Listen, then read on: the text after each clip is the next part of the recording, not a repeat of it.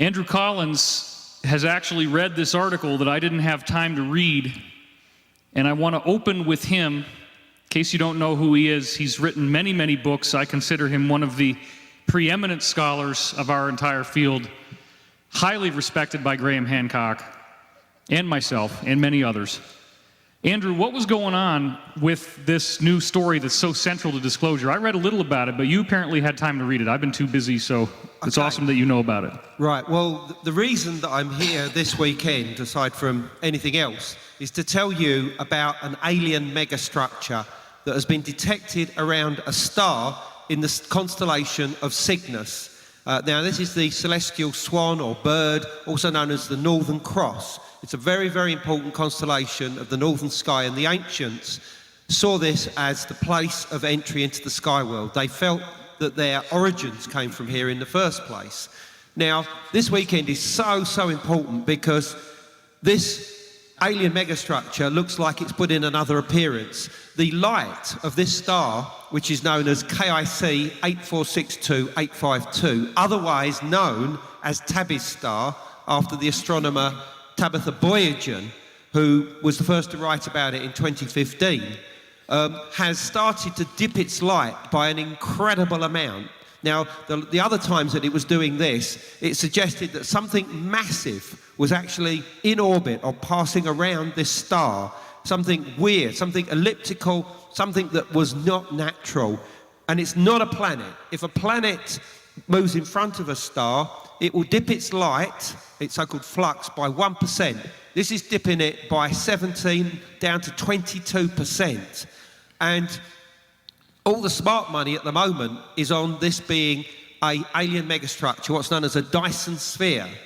And this would have been created to take the energy from the star, you know, like a huge, great solar panel, if you like, that would then feed an alien civilization of an extremely advanced nature that lived in the neighbourhood. The BBC, the conservative BBC, did a documentary on this subject just this week that was broadcast in the UK, and they said this is our best opportunity to confirm the existence of alien civilizations. This is hot news at this very moment, today, now. Half of the telescopes in the world have all been turned towards this one star in the Cygnus constellation. They're looking at it on visual, they're looking at it on infrared, ultraviolet, X-rays, radio. The SETI telescopes are looking at it. Everything is going on. And all this has happened since we have been here at Contact in the Desert. Coincidence? Yeah. No coincidence. My inbox started blowing up this morning about this, and I want to just make one clarification that Andrew knows, but he didn't quite verbalize, and that is that this was an official NASA published scientific study in which the hypothesis about the material around this star, the official hypothesis was that it could be a swarm of alien megastructures. Yeah. By NASA, that's what they concluded. Absolutely. I mean, what's so cool about this is that the scientists, the astronomers, and of course the international media are taking this very, very seriously indeed. 10 years ago, this would not happen. It's events like this that has allowed this new paradigm to exist. It's affecting reality. And, you know, this is why we can recognize things like this. As one of the speakers said the other day, when the first ships turned up off the coast of America, the Native American peoples didn't recognize that they were ships. They didn't know what they were. They didn't see them. If somebody said, "What are they on the horizon?" people said, What? I can't see anything," because they'd never seen ships like this before. And in a way, it's the same thing.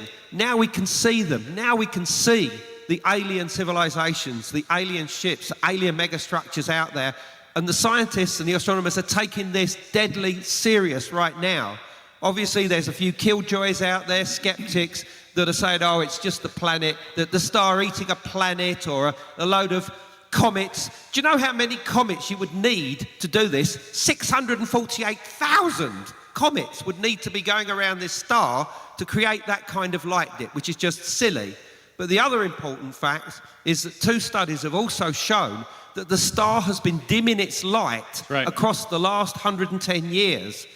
3% just in the past few years. In a few hundred years, it won't exist. What the hell is going on up there? We're here to find out. That's Andrew, what I've been Andrew, talking. just for me, say silly one more time. Will you say Silly. It's silly. Life is silly. Göbekli Tepe. He likes That's that what one. I'm talking about. Potbelly Hill. That's what it means in English. Mike Bara, you're lacing up your boxing gloves. Fucking go for it. Okay, first of all, I do agree with you guys that this is politically very critical because they're accepting this possibility that it could be, an alien civilization building a Dyson sphere. It's very important that that's being taken somewhat seriously and being studied by the scientific community as a possibility. Now, I don't think that's what it is. In my book, The Choice from 2010, I talked about the origins of planets. And the current accepted theory is the so-called accretion model, which is where planets sort of start clumping together, dust and gas and rocks begin to clump together, and then they collide with each other. And magically, rather than destroying each other, they reassemble each other. They get bigger and bigger and bigger. Okay, that's complete nonsense. There's another theory put out by Dr. Tom Van Flandern in many of his books and some of the papers he wrote back in the early 2000s. Okay. And his theory is what's called the solar fission theory, which is the idea that what happens is with planets is that a star forms basically by, again, material starting to gather together, collect around itself, gravity takes hold, it gets bigger and bigger and bigger, and it sucks up more and more dust until it gets spinning really, really fast and starts sucking up all the nebular material around it. Now, what happens is that the star eventually gets so big and is spinning so fast that it starts to oblate. In other words, it starts to flatten at the top and bottom. And when it goes through this process, eventually what happens is it spews off a huge chunk of stellar material, which then spirals out and cools and becomes a planet. A great example of this is the so-called hot Jupiters that we see very, very close to stars that we've observed, and with some of the Kepler instruments and other instruments. The hot Jupiters are not gas giant planets that are forming in the wrong place. They're just been ejected recently from the star and are going to eventually spiral out and become some sort of, planet. Now, if that's the case, then I think what's happening is we're actually seeing a planet that's getting ready to have a baby. It's going to spew out a star that's getting ready to have a baby. So when you get married, you're going to tell your wife that she's going to spew out your baby? She's going to spew out my baby, yeah. That's pretty awesome. Yeah. I've been married, and I already did that. So why don't you give Andrew a chance to rebut so far? But that's what I think is causing the dimming. And we're also going to lose Jimmy in 3 minutes. It's going to be extraordinary. So we can talk about this a lot more. Very, very, very quickly. One of the problems with that, and I mean, that's obviously one of the thoughts that's on the table as a theory, is that so far, no infrared excess has been seen in connection with these activities. And what that means is that there's no heat being generated by it. In other words, this is not the coalescing of star matter to create new stars, because that would give out so much heat that you would see it. This is cold. Yeah. But this is why it's so important that all these telescopes today are focused on this same area of sky, because we are going to get some answers. Awesome. Linda Moulton Howe, everybody. We wanted her here, and she decided to show up. Grace us with her presence. I'm going to jump in. A few minutes ago, we're backstage, right? Who's got Linda's number? I got it. Okay, I got it. I'm texting, I'm calling, I'm leaving messages, and she just came in. She's here. Thank you, Linda. But now, because I'm covering for you, hold on, you're shut off. You can't talk. I'm covering for you, but now I'm a little angry. Can I jump in before I go? Yeah, vent. Let it happen. Both points are valid. Both ideas are there. I lean with Andrew. I always will, because he says Göbekli Tepe, correct. Göbekli Tepe. Yeah, but that's not what's most important. Yes, I get it. But believe it or not, that's not what the most important point is, bringing this up. What's most important is the man is doing disclosure by dripping these discoveries to us nearly on a weekly basis now. And we need to recognize that once, a couple of years ago, they were talking about 20 exoplanets have been discovered, 20. We're in the thousands today. And every week we're getting some type of fast radio burst disclosure, alien is this ET, Enceladus, Europa, our own solar system, Tabby Star. Tabby Star is significant. We don't know, but the point is what they are trying to show us is that there is ET contact out there, and either they've made it or very, very soon that this drip is getting all of you acclimated, right? You guys are used to this now you're not as surprised or shocked.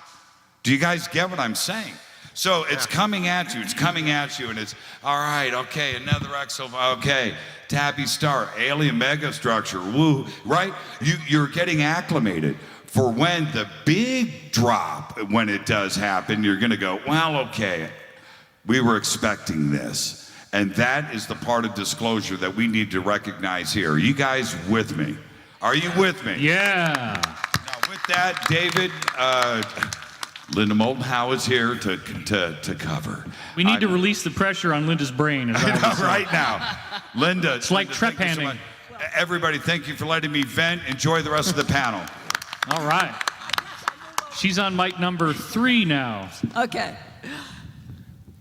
How many people have heard about the most recent fast radio burst about 7 to 10 days ago? And the headline was, what could be the equivalent of 500 million suns, that's 500 million, in less than a second, recorded, so we have the physical evidence in a recording, and not leave one shred of an afterglow.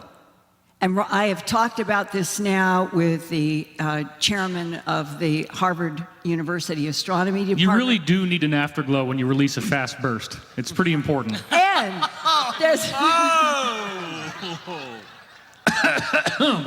we're in a universe where apparently it can happen and there's no afterglow. And they can't figure this out.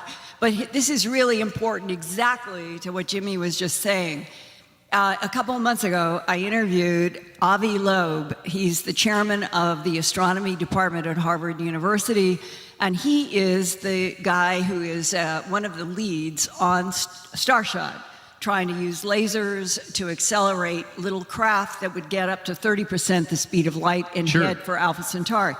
That's his world. So we're talking about the fast radio burst, of which we now have one that has the entire astrophysical world saying, how is this possible? Right. And when I talked with Avi Loeb, he said that he is seriously hypothesizing that the fast radio burst could be the expulsion of energy from a cargo or technology that is going rapidly to the speed of light in some sort of transportation technology by aliens. Yeah, that's great. And I'm serious about this.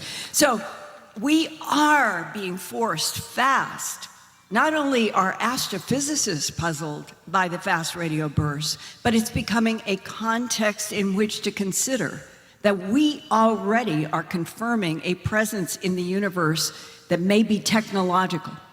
Yeah. Brian Forster, to bring it right up to what you're doing, which is awesome, tell us about whether there is any actual hands-on proof of extraterrestrials that we can actually look at and study, in case somebody doesn't know what your work is. Okay, well, about 3 months ago, I was sent photographs of a small head and a small body. And of course, I thought that they were fabrications of some kind.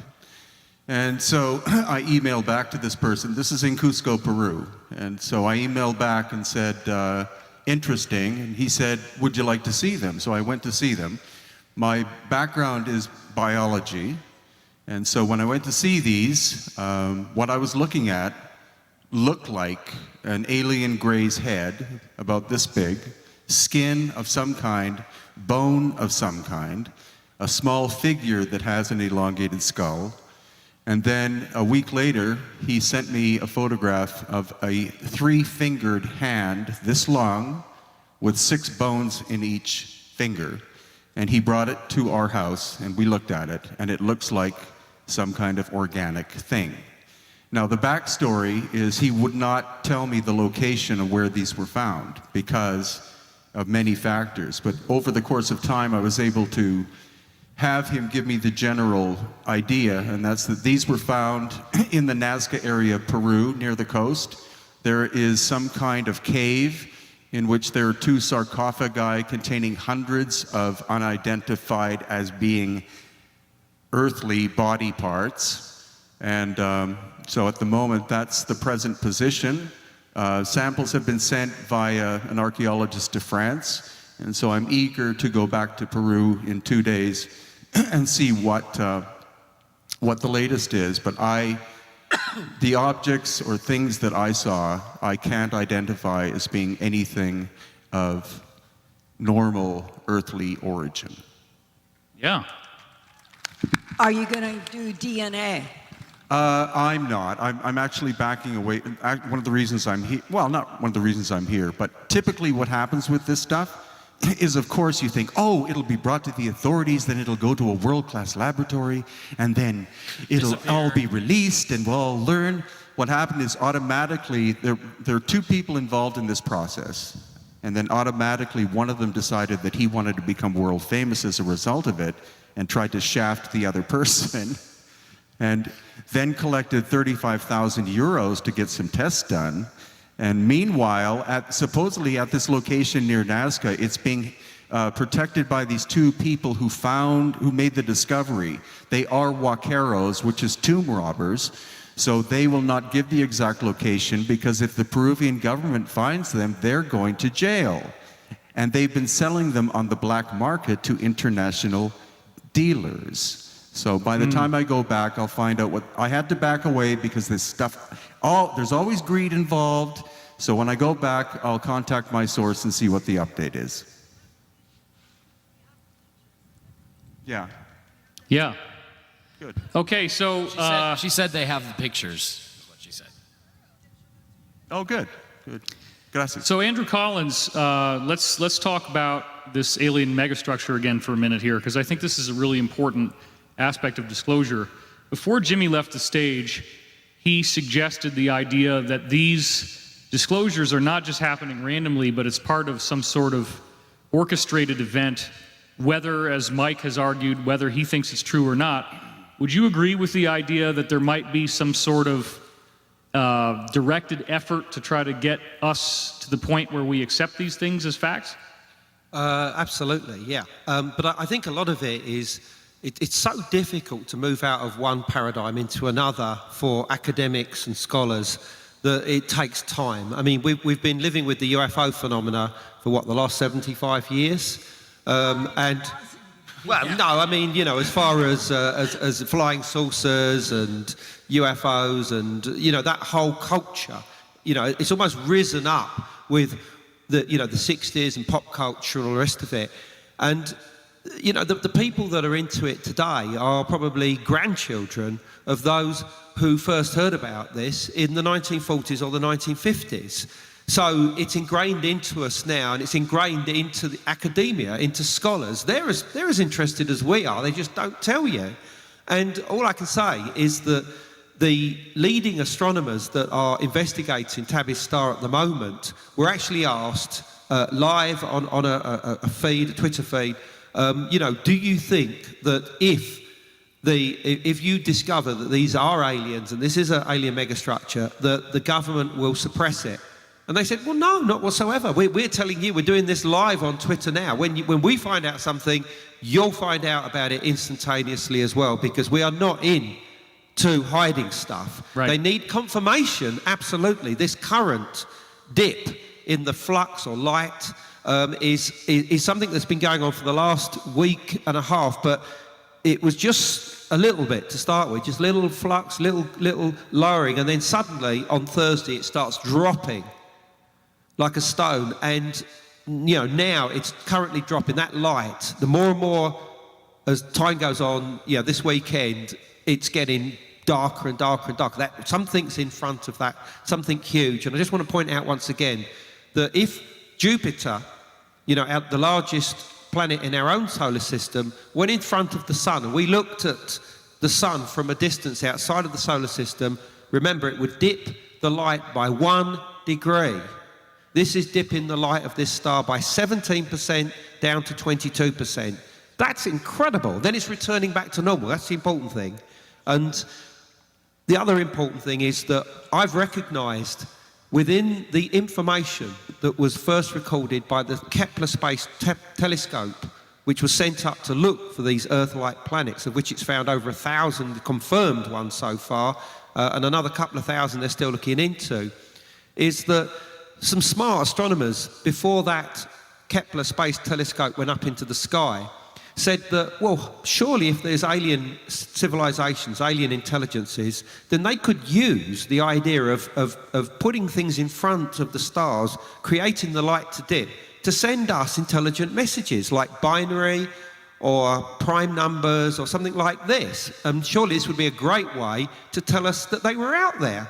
Well, this is exactly what we've got with Tabby's star. It is sending periodicities and cycles of numbers that relate very specifically to what's something that's known as Pascal's triangle, which is a key mathematical formula to determine the Fibonacci sequence and to solve various probability problems and predictions in ways which I just do not understand. I mean, it makes prime numbers look like nothing, like nothing, basically. And this is what's coming from that star. This is what I showed in my lectures, and I'll be mentioning it again in the intensive tomorrow. And the importance about that is that if this is what they call an attention-seeking signal, then how do we respond to it? This is what becomes the next question, because if there is an alien intelligence out there, it's 1,300 light years away from here. That means if we send a message to them, it's going to take us 1,300 years for it to get there. And 1,300 years for them to say, yes, thanks, we got your message. So what do we do? I mean, and the idea is we've got to cut through the physical universe side of this and find something else. And the key is what's known as quantum entanglement. Quantum entanglement is basically the fact that on a subatomic level, all quantum systems are interlinked. Particles are joined with each other. Particles, no matter how far away they get from each other, have twins, and that if you tweak one, the other one will respond in a similar way. This is the answer to things like telepathy, precognition, remote viewing, things like this. And surely we can work out a way of sending a signal using human consciousness to this star to try and get a response. But then there are pedantics, because, you know, who does this and how do we control the information? How do we know that any psychic information that's returned is real? That's the bigger, you know, philosophical dilemma at this time. But what's important is that quantum entanglement works beyond normal space-time. That means that if they send us back a message, not only can we receive it instantaneously now, but it could also affect the past. It could affect, for instance, the mind of the great architect of the Great Pyramid and get him to put all these key numbers into the geometry of the Great Pyramid so that we understand them today. And that's exactly what my good friend and colleague Robert Bouval will be talking about tomorrow. And as you probably heard on the stage last night, you know, he is now coming to the opinion that all of this mathematics and geometry in the Great Pyramid is a coded message for us today. And that message is basically that this information comes from an extraterrestrial source. Who needs magic mushrooms when you got Andrew Collins, huh? Holy crap. I just tripped out while you were talking. I kind of lost track of what you were saying. That must be good. No, it's incredible. So, look, the thing with the Tabby star to me is a very significant point because, and Mike, maybe we can talk about this a little more, what your feeling is. I could accept the idea in principle that there might be some sort of stellar accretion mechanism going on. I think the problem with that hypothesis is simply the lack of other correlative data and the fact that we have this overall dimming trend, which, as Andrew just said, what's happened since Thursday, we're talking about an object that would have to be so massive that that's much larger than planets accreting out of some sort of initial mass. Yeah, and I'm actually arguing against the accretion model. Okay. And what I'm saying is that it's solar fission, that it is oblating, the top and bottom is flattening because it's got so much angular momentum now that it's going to spew something out. I'm not saying it has spit another star out yet because as Andrew pointed out, they haven't seen the heat signature from that yet. I'm saying that the star is probably having contractions. At least that's my idea. And your wife hasn't given birth yet. For you, right? It's having contractions, and it's doing now. That's just an idea, and either my idea or as actually Dr. Van Flanderen's idea, either that will be proven right by observing this star, or something incredibly different is going to be proven correct. Either way, we're looking at something incredibly extraordinary that we need to be paying attention to. And I agree with you. The fact that the bottom is dropping out of the luminosity is really, really not part of the model, but it just also maybe we also might be looking at the fact that we really don't understand anything. I mean, I can say, oh yeah, the solar fission theory, here's how it works, but we don't know what that looks like when it actually happens because we've never observed it. But we have a chance to observe something extraordinary, and it could be one or the other, but nobody's ever seen a star behave like this before. If the assumption now, however, is that protoplanets are very common and planets are very common, then if this mechanism would create the effects we see on Tabby star, there should be vastly more observations of them than on just one star. Yeah, that's true, except we've only recently had cameras and stuff that are good enough to actually make these kinds of observations. So, are we really looking for it? If you buy into the accretion model, we're not really looking for that kind of thing. So it'll be interesting to go back and look at observed data from the past and see if it is a consistent pattern. I agree with you, we're going to need more than just one, but and again, the fact that the bottom is dropped out on the luminosity and the energy coming out of the star makes me think that there might be something else going. I'm just raising a possibility that I think I've written about and I think is likely for us to eventually observe someday. So, what are you most passionate about, Mike, regarding disclosure? What do you think is the cutting edge right now? The most exciting story that's come out, or the most exciting line of inquiry that we could be talking about to prove that disclosure's on the way? Donald Trump. I'm not completely kidding. Look, there's a war going on. On one side, you have the corporate media, you have the establishments of both political parties, the patrician class, you have the deep state, you have the national security state that Richard Dolan always talks about. By the way, was he supposed to be? Is he not? Well, I asked him if he could. Okay. There's a reason why I'm wearing this KISS talk. t-shirt, but it has to do with Richard Dolan. But, you have all these intelligence agencies, CIA, NSA, NRO, that are all trying to subvert this guy. And it's like, sometimes you can know a person by who his enemies and who his friends are, and the guy doesn't seem to have very many friends. But the thing that's interesting is the same people that are trying to suppress what we're into, and the same people that have kept secrets from us for decades and decades are after him. And I'm thinking that really maybe we were wrong. Maybe Hillary saying I'm going to release UFO information, and John Podesta saying, oh, I'm into the UFO thing.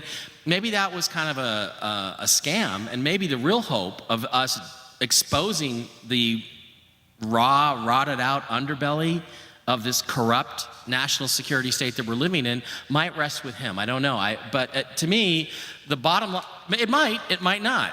But the bottom line is we're in the biggest shift and the biggest crisis that we have ever seen in our political lifetimes. This thing that's going on between one side and the other is bigger, and far more shattering than Watergate. And I agree with Jimmy, what he said yesterday or the day before, that there's something really big coming. And it's going to be, I think, shocking to everybody. And in an environment like that, where the veil is being lifted. And well, the word apocalypse, what does it really mean? It means to lift the veil, right? And what happens is once you lift the veil and everybody sees the truth, that's when the revolution happens. That's when the chaos happens.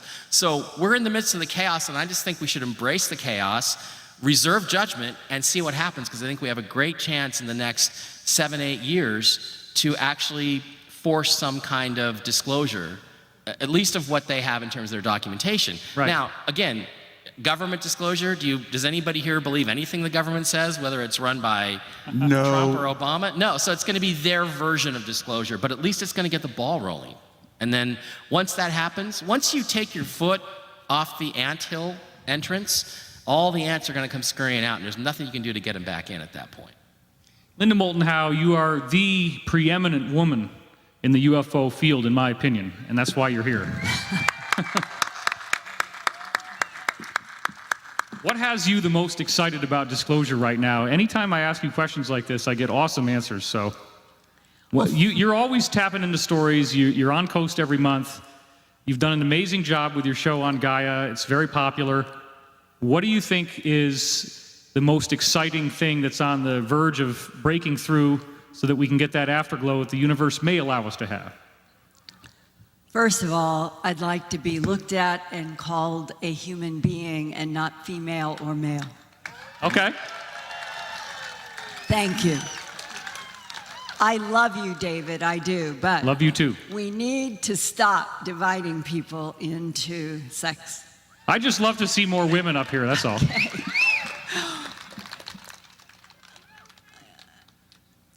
Two things popped into my head when you started asking that question. One, about 3 months ago, John Burroughs received an anonymous communication. John is the RAF Bentwaters guy who twice was engulfed in light, and he and I do Phenomena Radio every Thursday on KGRA, as well as all this other stuff I do.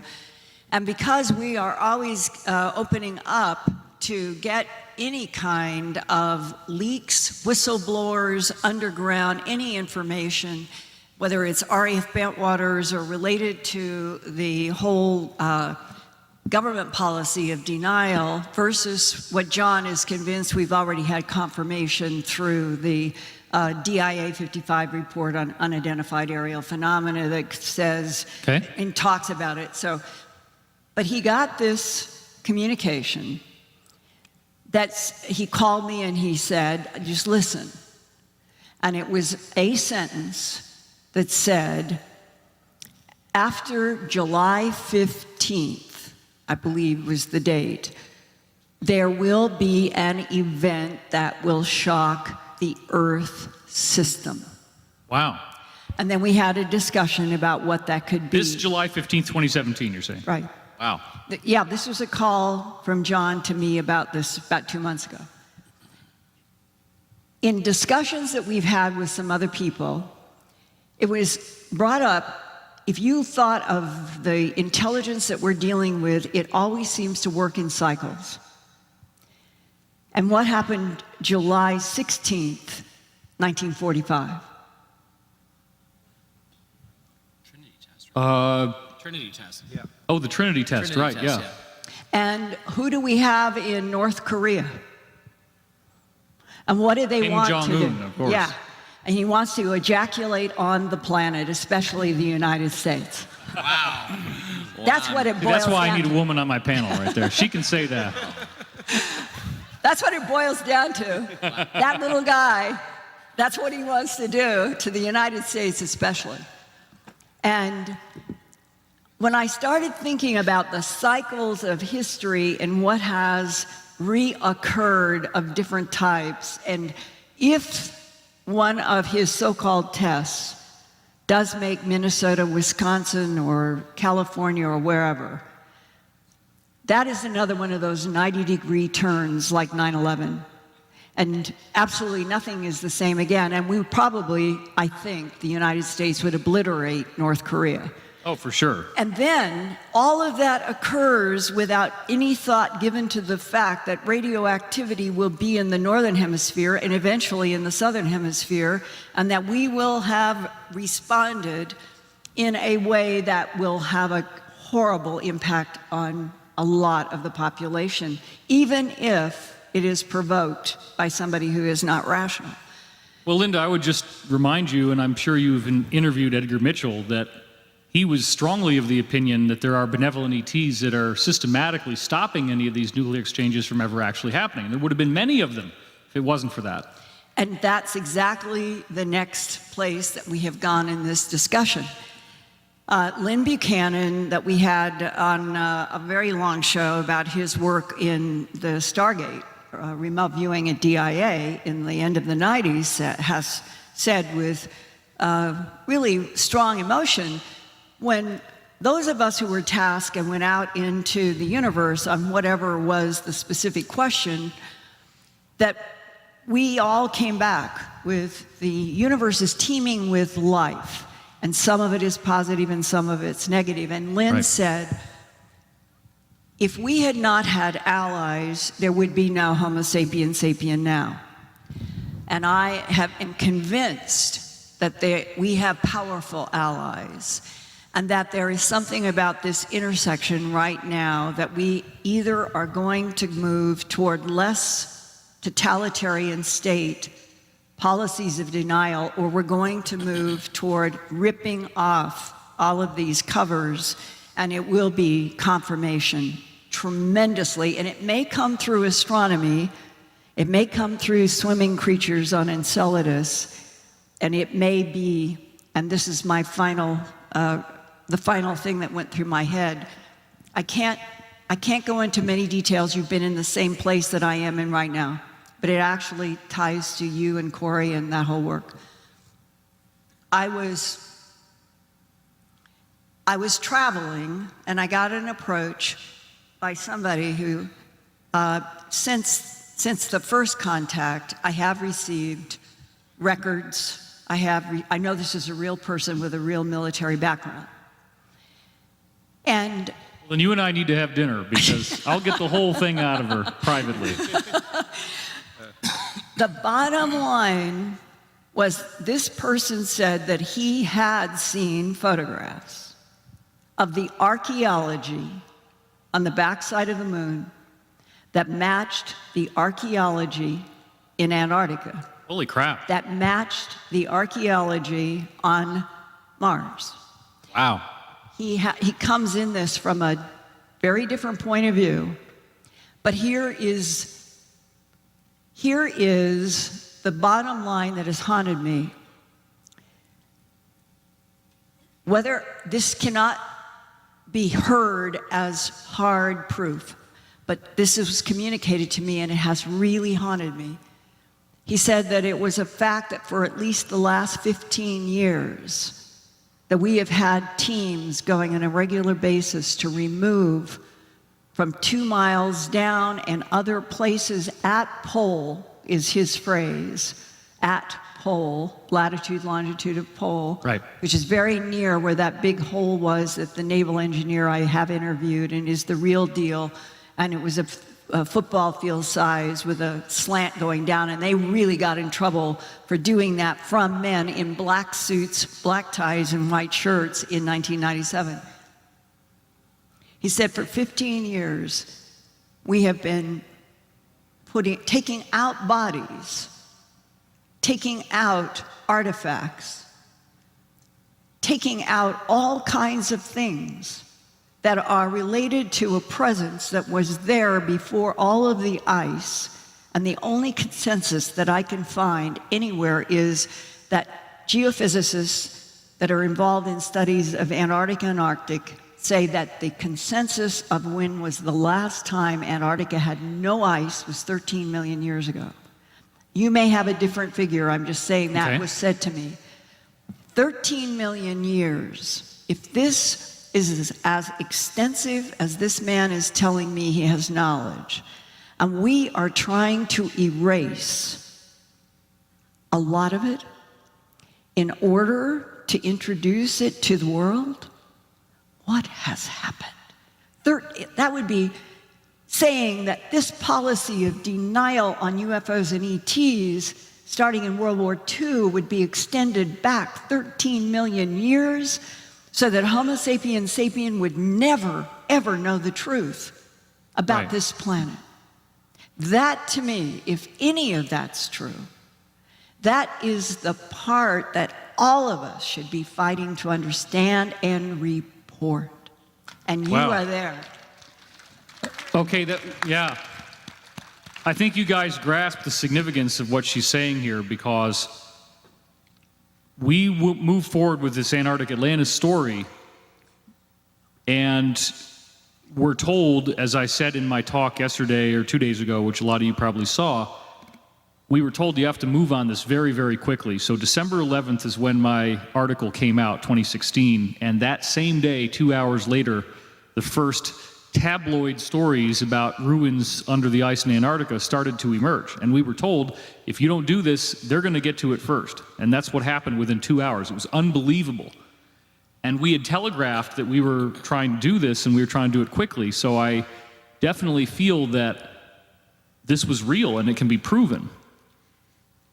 Now, Linda, one of the things that you talked about was Kim Jong-un and this idea of the potential disaster taking place. I do believe that benevolent ETs have helped us through that. And at the same time, we see evidence in our past of great civilizations that did get wiped out in a catastrophe. So Brian Forster, a good friend of mine, saw your talk the other night, and you were presenting some very compelling evidence about how these giant stone structures are not just intact. So could you share with us a little bit about the catastrophe that may have happened before and what's some of the evidence of that? Sure. Well, Dr. Robert Schock also covered that from one angle, but it appears that about let's just say 12,000 years ago. About 12,000 years ago, there was a cataclysmic event that hammered the planet. One thing you might question is, why is our planet at 23.5 degrees? In a perfect universe, it should be vertical. So the theory is that something happened to the Earth. Paul Laviolette, you may have heard of. He calls it the superwave, and that's that the center of our galaxy, he believes, is not a black hole, but a pulsar. So every half precessional cycle, it emits energy, which then crosses, and this is lethal energy, that crosses the galactic plane, could possibly push comets and things in its path, then entered our galaxy, destroying a planet, making the asteroid belt, went through the sun and shot plasma at our planet. And according to Robert Schock, the end of the last ice age was this event. And according to him, he said that the oceans rose by at least 300 feet. That is the flood. And that happened in possibly 2 weeks. Not thousands of years, 2 weeks. So doing that, it wasn't simply the melting of ice from the North Pole, it was vaporization. So that super saturated the atmosphere, and then the rain came down for 40 days and 40 nights. Now by doing that, all of a sudden you're displacing mass from one place and redistributing it. That could have caused the planet to suddenly shift. And that's where we also have the stories of archaeologists in Siberia digging up woolly mammoths with fresh food in their mouths. So the theory being that at one point they were wandering around in a temperate environment. The next thing they knew, they were being flash frozen because the planet shifted like that. You also would have had all of the plants on Earth and animals being shifted from, say, the tropics to temperate, or temperate to Arctic. And a vast amount of the human species would also have been wiped out. It's also when the megafauna disappeared in North America. It wasn't Indians killing them off. So also some megalithic, not all megalithic sites, but if you go to Peru and see the megalithic works around Cusco, if you go to Karnak in Egypt, you will see catastrophic damage to these structures. It wasn't invading armies, chipping the noses off of statues. You're talking about vitrification, stone exploding, stone crumbling into sand. And I think that is what happened. And that, to me, indicates that those megalithic structures are at least 12,000 years old. But academics don't want to listen to that because they insist that our first civilizations are maybe 6,000 years old. And what I contend, and along with Barbara Han-Clow, who wrote a book called Catastrophobia, she said what happened to the human psyche was this event didn't take place in a day. There was plasma lightning striking certain places of the earth, hitting the stone, etc. And it caused such a deep disturbance in human consciousness that it took 6,000 years to recover. So rather than Sumeria being the rising of the first civilization, it was a renaissance of those who were left behind, who had any inkling of memory. And that's why the megalithic structures, which were not made by the Inca in Peru, were not made by the dynastic Egyptians, the reason why they're so mysterious is the memory of who made them is gone. And it's only through science that we can try to refigure out the time period, but more and more scientific evidence is pointing to this catastrophic event approximately 12,000 years ago. And also Atlantis. If our planet is up like this, running normally, part of Atlantis is up here in a temperate environment. That's where you have plants, that's where you could have had an advanced civilization. But suddenly the planet shifts by 23.5 degrees. Atlantis didn't sink in the ocean, it's now trapped under ice, is my theory. And that's why all of these big politicians and people are flocking to Antarctica, because I used to laugh at the idea, pyramids in Antarctica. I honestly think there is something there. They're trying to hush it up, but through the internet, all of us, you are disclosure, not the governments. It's you and me and all of us. David, could I add just one really interesting, confusing, complicating science data? Sure, and then I want to throw this to Andrew. I have a question for him, but go ahead. 11,500 years ago, approximately the same size, there's a team in the University of Tucson. About 7 to 8 years ago, they did a paper, it's been in phys.org and all, that the black mat throughout North America of carbon and nanodiamonds. Oh, yeah. Their hypothesis is, they wondered if it was meteors. Now they've done a subsequent paper and they're convinced it was comets, whether it is. But it's something coming in many, not one. And that there was some sort of conflagration in the atmosphere of what was in these comets.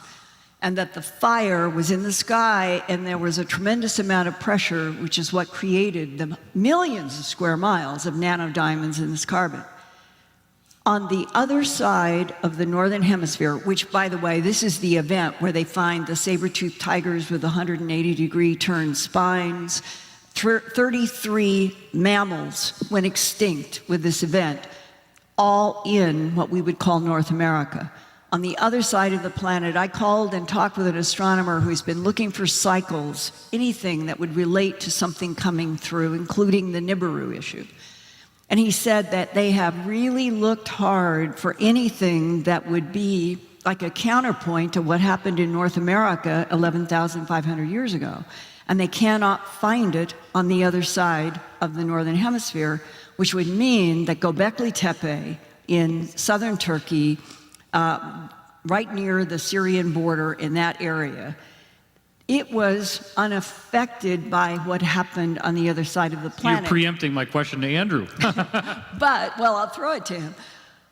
All of this is to say that the complexity of what had been built at Göbekli Tepe 12,000 years ago, and then the burying of Göbekli Tepe, and then the Northern Hemisphere event, it is as if whatever made Göbekli Tepe definitely knew something that was coming. And the complexity of what happened at that time is still a huge scientific mystery. Absolutely. Andrew, let me just modify that a little bit. We have seen really reliable scholarship from Zecharia Sitchin showing that the biblical book of Genesis appears to be a distilled, shortened version of the saga of Gilgamesh coming out of Sumeria. And his theory was that the Adamu, or the primitive worker, was made by the Anunnaki, the Adam, as in Adam and Eve. How do you see these events converging with, as she said, Göbekli Tepe and the aftermath of this great catastrophe? Well, let's point out the time frame of Göbekli Tepe. It was constructed around 9,600 BC. That's the very end date, not only of a mini ice age that had lasted for 1,200 years and began suddenly, as Brian said, probably within a few weeks, certainly within a generation.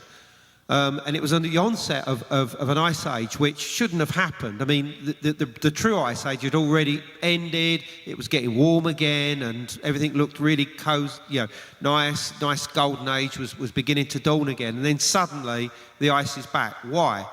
Well, because a comet almost certainly entered into the inner solar system, probably went round the sun, and probably broke up at this point, sending pieces, hundreds of thousands of pieces, on a collision course with the Earth. And they would have come like a freight train of beads hitting the Earth, exploding around 10,800 BC initially. And what this did was not only to create wildfires and the instantaneous evaporation of large parts of the ice sheets in North America in particular, but it also sent all of this debris up into the atmosphere, blocking off the light in what would have been called, what we call today a nuclear winter, blocking out the sun and the moon and the stars for an extended period of time. And this, combined with other things that were going on in the oceans or whatever, triggered this ice age. But what it also did was that when finally this nuclear winter stopped, all of this debris came back down as either acid rain or gradually settled on the ground, blown about, and it created this, as Linda said, what's known in America as the black mat. Now, it's about 5 inches in thickness. 5 inches? Really? Yeah. I didn't know it was that I've big. seen this. I've looked at it, and I've actually scooped some of it out in Holland, right on the border between Holland and Belgium, where it was first actually identified, and is actually known as the Usilu Horizon. And the Usilu Horizon can be found all the way around the world. Linda, what you probably don't know is that it's actually been found in Egypt, it's been found in Australia, it's been found in various parts of Russia, it's been found in South America, and obviously in North America, it's known as the Black Mat. And it does appear as if the impact created what they call a strewn field. In other words, the peppering of all the smaller fragments occurred right the way across the Atlantic, causing massive tsunamis, and it continued on into Europe, right the way across to the Middle East, within 100 miles or so of Göbekli Tepe. There's a place there called Abu Huraya, which is in northern Syria, where they've actually found the same things that they found in North America, these nanodiamonds, the glass spherules, iridium, all the different signs of an impact event. So the area around Göbekli Tepe didn't get away from it. But as Brian said, Barbara Han Clo's idea about catastrophobia is spot on. And you know, the idea that comets, every time a comet would have come into the sky thereafter, people would have been in fear that the world was about to end again. And they didn't have psychologists or psychoanalysts in them days, or counselors that you could go and tell your problems. They had shamans. And they obviously went to the shamans and said, look, we're worried that the world's about to end. Can you do something about it? They said, no problem. You know, all you've got to do is listen to what we've got to say. And part of that would have been to construct these monuments where they would have done shamanic rituals to appease the supernatural forces, the creatures, the supernatural creatures, which I think were seen in terms of a wolf or a fox or a canine generally, and to try and stop these creatures from destroying the world. And memories of this are found in myths and legends all over the world about, obviously, the original catastrophe and how the shamans tried to stop it. And in fact, there are actually myths and legends that say that after the great catastrophe, which involved fire and flood and things falling out the sky and a period of darkness, the priests built the first temples. And this is why we see Göbekli Tepe in southeast Turkey on the top of a mountaintop, looking like 20 Stonehenges, but, you know, covered in beautiful carvings of animals and, you know, human forms and things like this. That's why it's there, but it's a time capsule. We need to understand it. You know, many of the speakers here this weekend, you know, Graham, myself, I know Robert Schock and others clearly have been talking about Göbekli Tepe. You know, this is our connection to the past, the lost civilization. That's why it's so important to, you know, our heritage. Great. I just want to say that the scientists who did that first original, they were looking for signs and they didn't see something. So if they have now found more information of black mat on the other side of the world, They haven't been reporting it much here. Well, it's called the Usulu Horizon, that's why. It's only called the Black Mat in North America.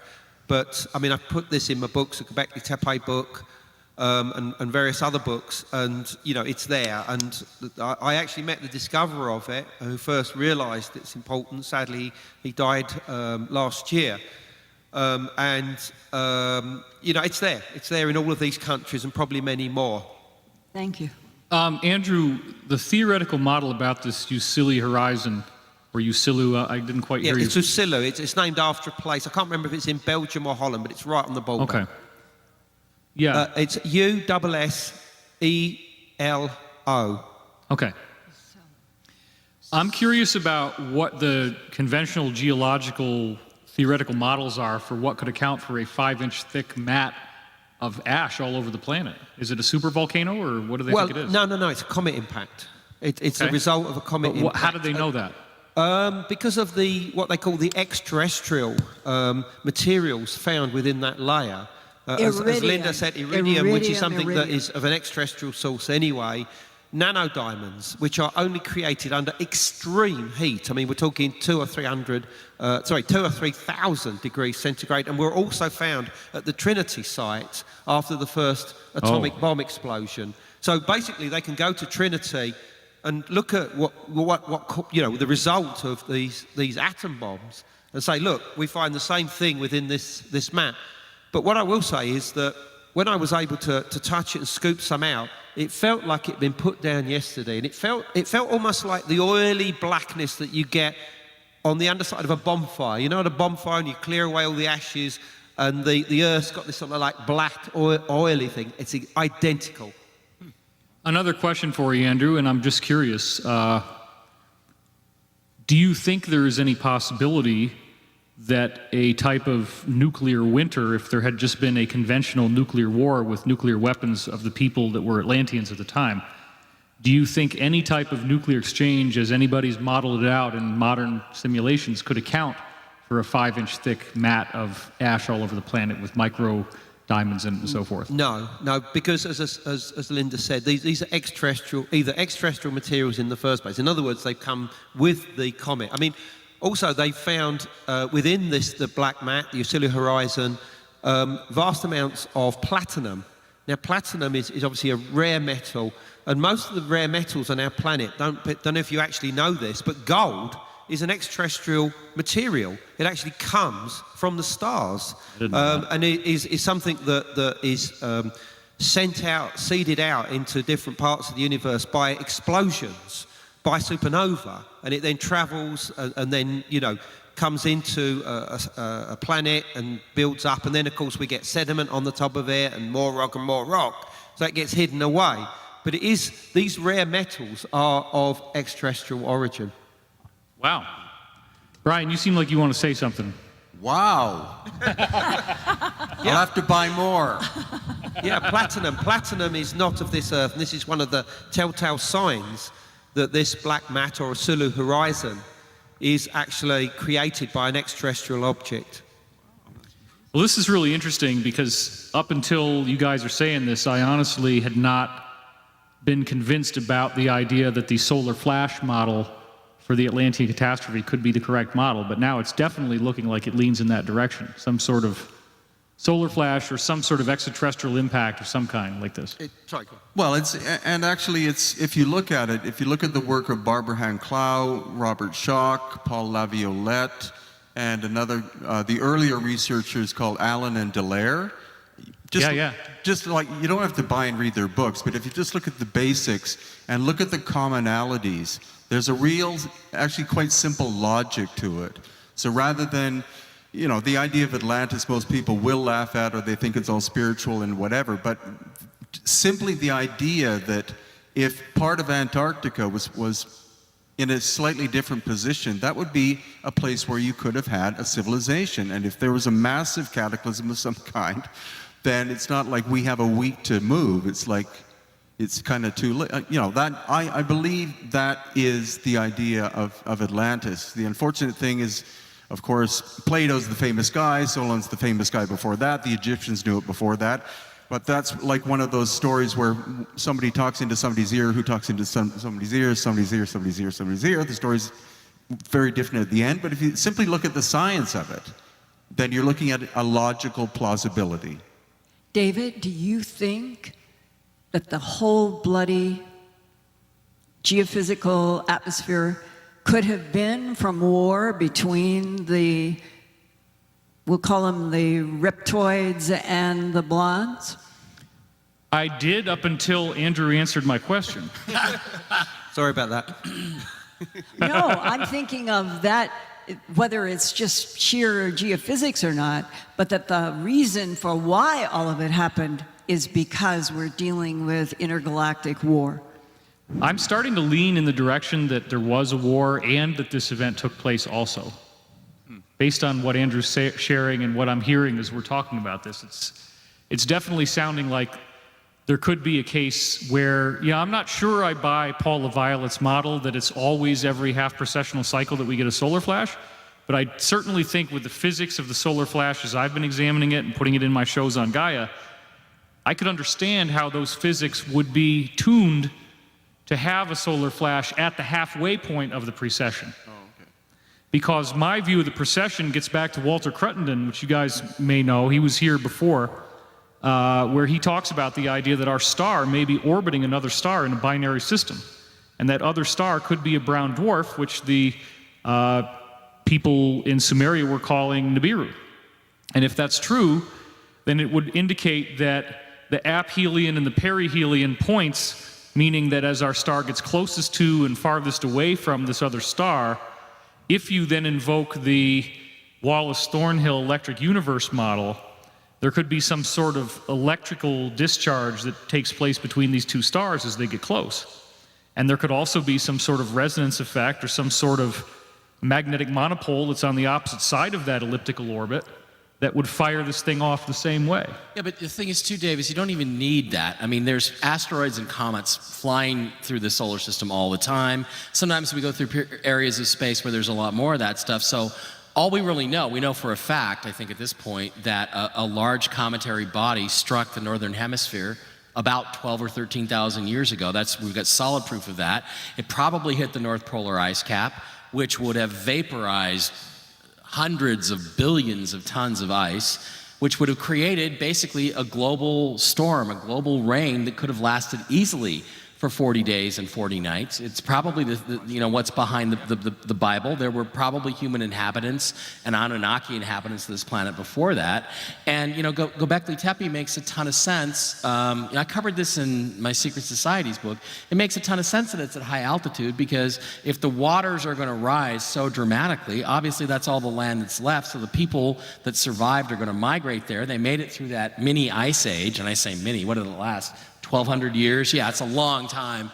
But they lasted through that. And then, if you look at the Göbekli Tepe area, there's this valley right below, and you think, why didn't they build their monument in the valley unless the valley wasn't there when they built the monument? And then as that civilization moved down, it's from the sky down is how civilization has evolved since the major event, the Great Flood, let's call it. And they just probably covered up Göbekli Tepe and moved on and built temples somewhere else that have since been eroded. Yep. So, we know for a fact that this impact happened, and it would have had a devastating impact on even the most advanced civilization that might have been on this planet at this time, and it parallels really Mars. It parallels what happened to Mars. So let me just say this to everybody on the panel and get your thoughts. First of all, is a cometary, so it's two parts. First of all, is a cometary impact of a singular body sufficient to account for this 5-inch thick mat of nanodiamonds? Second of all, could we be dealing with an extraterrestrial civilization that withdrew from the Earth, flew out at the last minute, had a tractor beam and pulled something in, and then deliberately hurled it down on the Earth as part of a war? Well, first of all, it was multiple comets in the original thesis that was published. Okay. Multiple comets. But that could be the result of somebody grabbing a group of things True. with a tractor beam and throwing it in. True. Okay, so one of the most amazing astronomical events of my lifetime was Hale-Bopp, Comet Hale-Bopp, which we all, we expected a lot of weird things to happen. But the thing that I remember the most about that is that at its closest approach to the Earth, which was in, I want to say, October of 1998, the very same night that it was making its closest approach to the Earth, we had a partial lunar eclipse taking place at the exact same moment. So literally, I remember being in Portland, Oregon, and on one side of the sky, you have the moon turning blood red in a lunar eclipse, and you have Hale-Bopp on the exact opposite. Now, the chances of that happening by random cosmic coincidence are 0.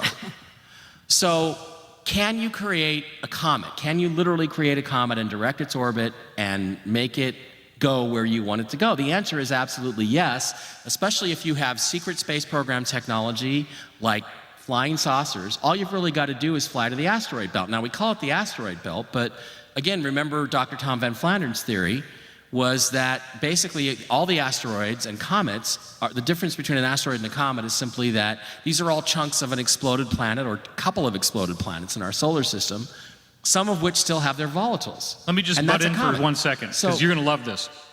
You and I both worked with Richard C. Hoagland. We both co-authored papers with him. You co-authored a book with him.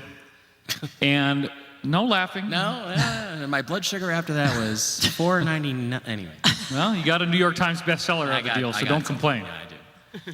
Anyway, my point is, Hoagland's data was really astonishing about Comet Shoemaker-Levy 9, where the actual moment that this remarkable chain of debris hits Jupiter was exactly, precisely 100%, 25 years after Apollo landed on the moon with Neil Armstrong. Not only that, and there was another one that hit at the exact 25-year anniversary to the second that Neil Armstrong put his boot on the moon for the very first time. And again, some people think that's a coincidence. We've also, we can talk about, again, the fact that the moon in diameter is exactly 2,160 miles, which also happens to be the exact length in years of a... Age of the Zodiac. Age of the Zodiac.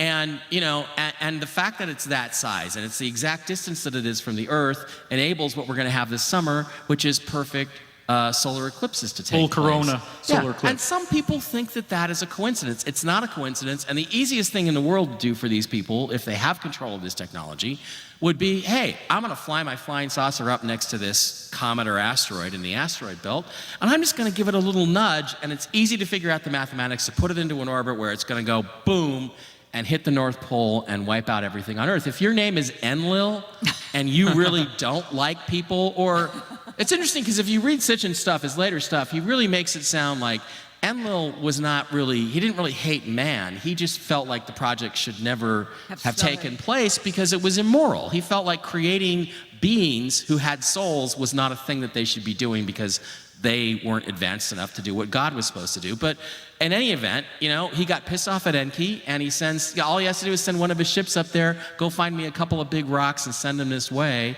and boom, you wipe the slate clean. It's a cleansing. Well, Mike, don't you think it's interesting? I mean, 1994, when this data first came out about Shoemaker-Levy 9, that's when the collision was, I had a really hard time with the idea of a secret space program sufficient to have done this, but now it's totally obvious based on all the stuff that's come out. Yeah, my recent book was just basically tracing all the history of, other people have done anti-gravity, but tracing all the different ways that the Germans with NIMSA and the Americans and from the crash flying saucers, there's like 4 or 5 different ways. Independent people, American researchers like T. Townsend Brown, there's 4 or 5 different ways to create flying saucer technology, and by the 1950s, they were pretty well developed.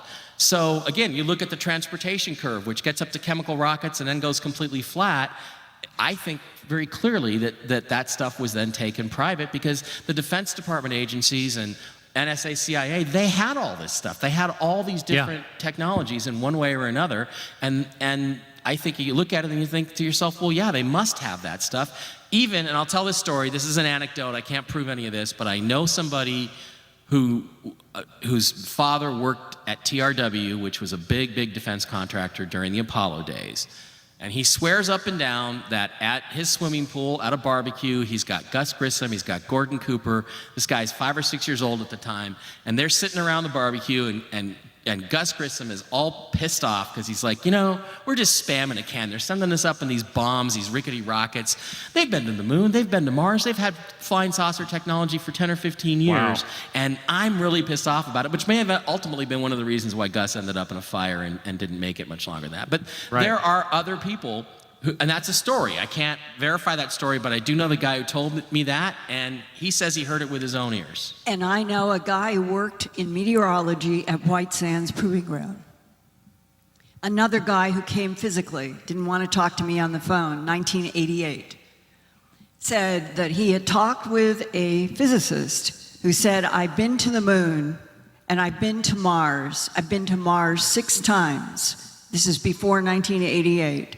Wow. And the meteorologist from White Sands who made that trip up to Denver to see me there, we tied it to Alternative 3 that was written by David Watkins and came out in the UK. I knew you were going to talk about Alternative 3. Yeah. 1978, and this White Sands guy said that book, as far as I know, is really telling the truth that we have some sort of a space operation that is going between the Earth and Mars. Weren't you the one who leaked that the astronaut that is given a code name in Alternative 3 was Gus Grissom? It wasn't me. Okay. I do, though, remember, because I saw the entire, it was ITN, and they broadcast it on April 1. And the whole... Why don't you give people a little backstory, because they might not know what we're talking about. How many people here have read Alternative 3? Wow. Oh my gosh, you guys. Just think of it as a time machine. Go back and get it. I think the publication copyright was 78 or 79. David Watkins, Alternative 3, quick summary, that there were secret programs going on between scientists that were studying the alien presence in the solar system, and that there were hot jobs and there were sleepers defined as the way they controlled the information.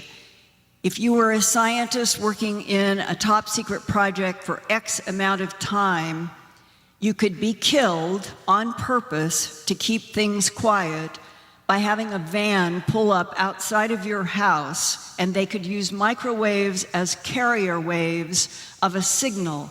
And the signal could be for the person to get up and jump out the window and die, or a whole host of other things. And spontaneous human combustion is described in this book as being an assassination where they zap your DNA. Yes, and the hot job is exactly what happened to that reporter in LA about 4 years ago, where you'd get in your car and it might go for a block and then the whole thing would explode. Right. And that happened. And what I'm saying to you, as science fiction as it sounds, this was studied by journalists. And I talked with both the BBC and the ITN when I started working on A Strange Harvest about animal mutilations in the fall of '79. I called them up. And I talked with one of the producers who said, we started this story because we wanted to be sarcastic in a way. We wanted to track the scientists that were disappearing from the UK and were ending up being hired in the United States.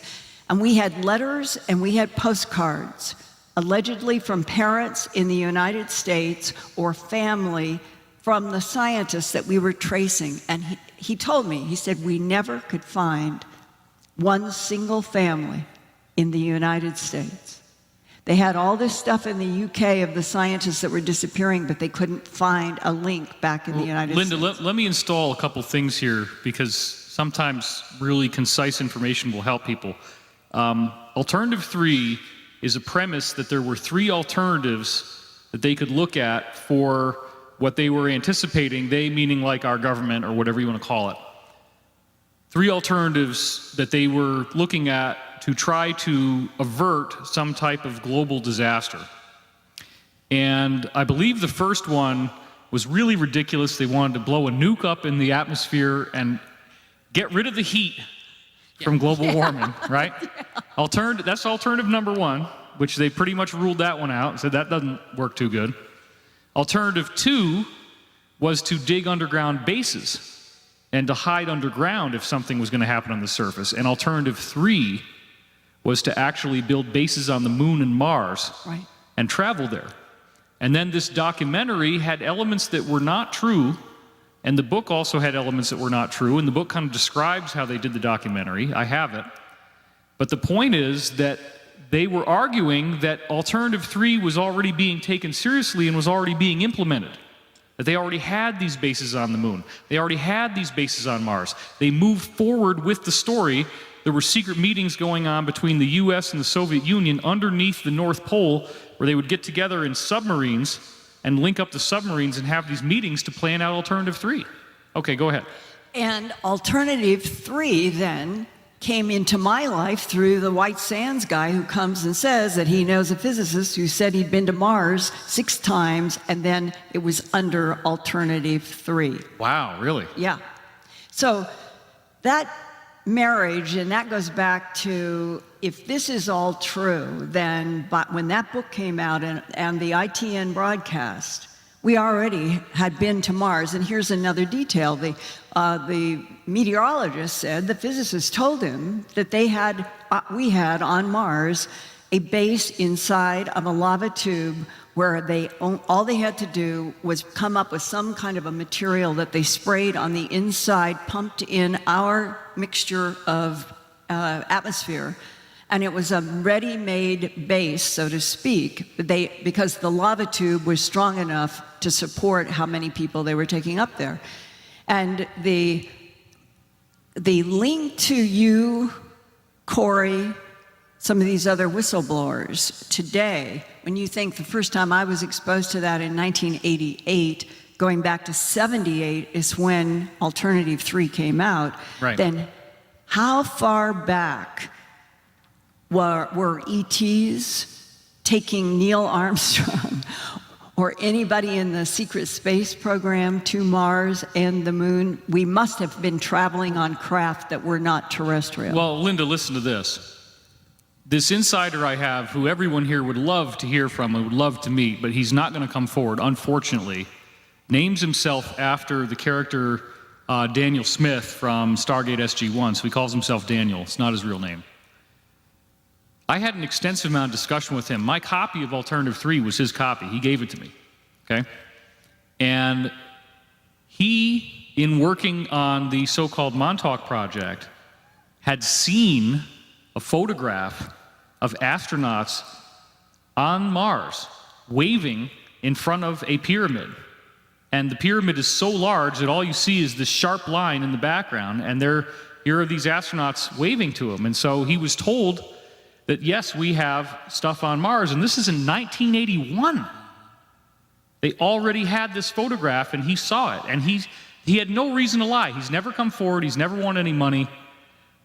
It's unbelievable how it's fitting together. That's only 3 years after Alternative 3. Exactly. And Alternative 3 is about stuff that's been taking place before. That's exactly right. So, Brian Forster, we're dealing now with a situation where we have found, as early as 1913, human skeletons with elongated skulls in Boskop, South Africa. They're called the Boskop skulls. They have 300% or 200% more brain volume than regular human beings do. They've been found in Omsk, Siberia. They've been found in the tombs of the royals in Europe. And now you have actually been probably, I would say, the most significant person out there bringing out new examples of people with either mummified form or skeletal form with elongated skulls in Peru, in that area. How do you see this evolving? Talk a little bit about what is the evidence that this is not just some sort of genetic mutation that's going on, but that it might actually represent some other human race that might have come here from somewhere else? Well, it's been an ongoing process, and many of you will have heard of the DNA testing we have been attempting to do, which is now underway. 21 skulls and 70 or 80 samples are now in the United States. But it's been an ongoing thing. No academics, no archaeologists studied the Paracas culture, who had the largest elongated skulls in the world. We live in Paracas partly in order for me to study this, because no academics do, either in Peru or elsewhere. It's been ignored. But what I can tell you now is these people supposedly appeared from nowhere about 800 BC on the coast of Peru. They disappeared about 100 AD because they were massacred by what we call the Nazca culture. They created most of the lines and figures of Nazca, not the Nazca people. They were very advanced in terms of agriculture. They averaged in weight or in height of 6 feet.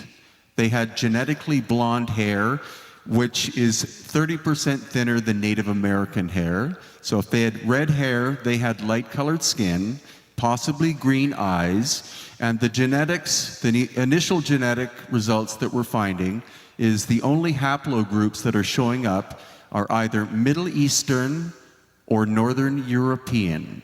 No Native American DNA so far. All Native American people, if they're pure-blooded, are of haplogroups A, B, C, and D. That's it. Those are the people who crossed the Bering Land Bridge. The Paracas are H2, T2. Those people did not cross the Bering Land Bridge.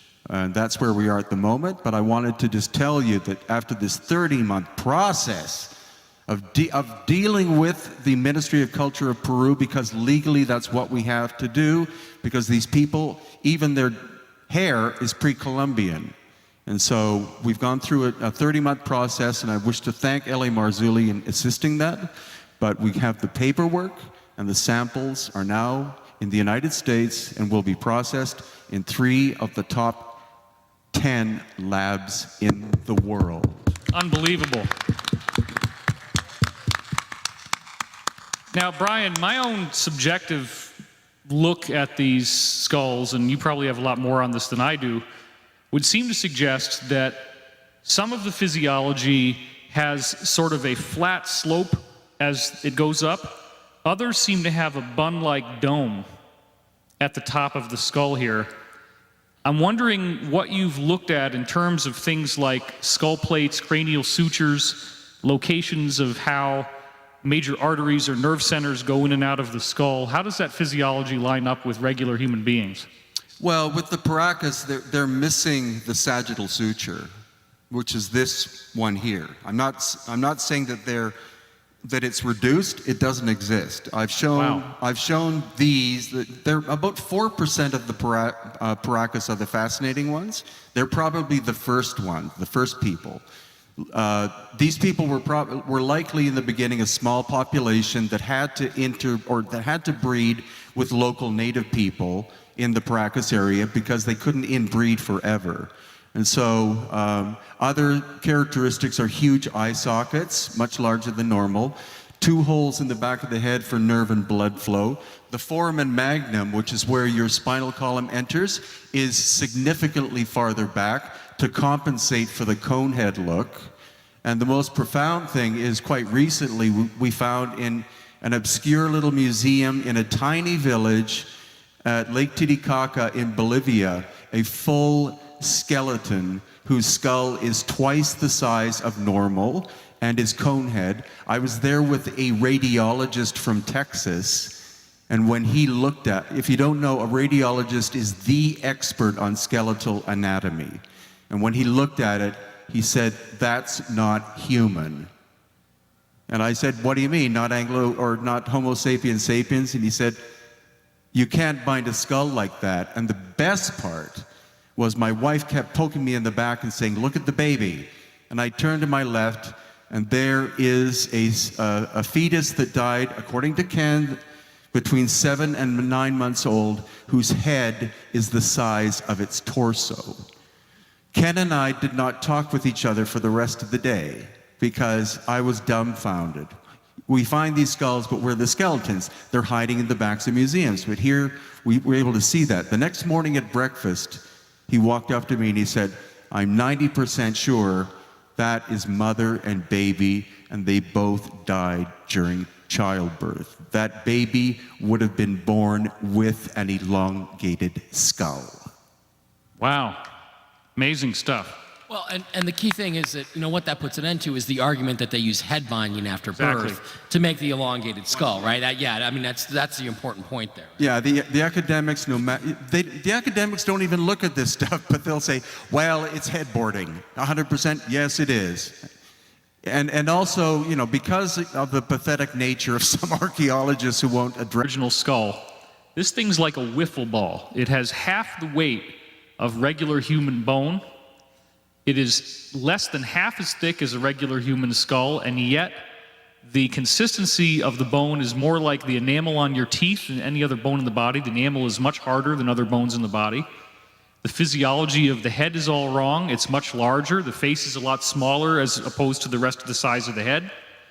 Everything about this skull suggested that it was totally abnormal, and unfortunately, Lloyd was kind of carrying the torch on this. It was found by a Latino couple that brought it to him after they'd had it in their family for many years, and he's done all this testing on it.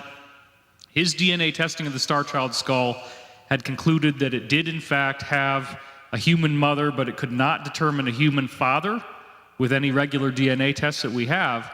So I'm curious, Brian, in light of the fact that we have that, and we have the little humanoid that we tested in the movie Sirius that I was in, how do you see all this coming together with these different types of specimens?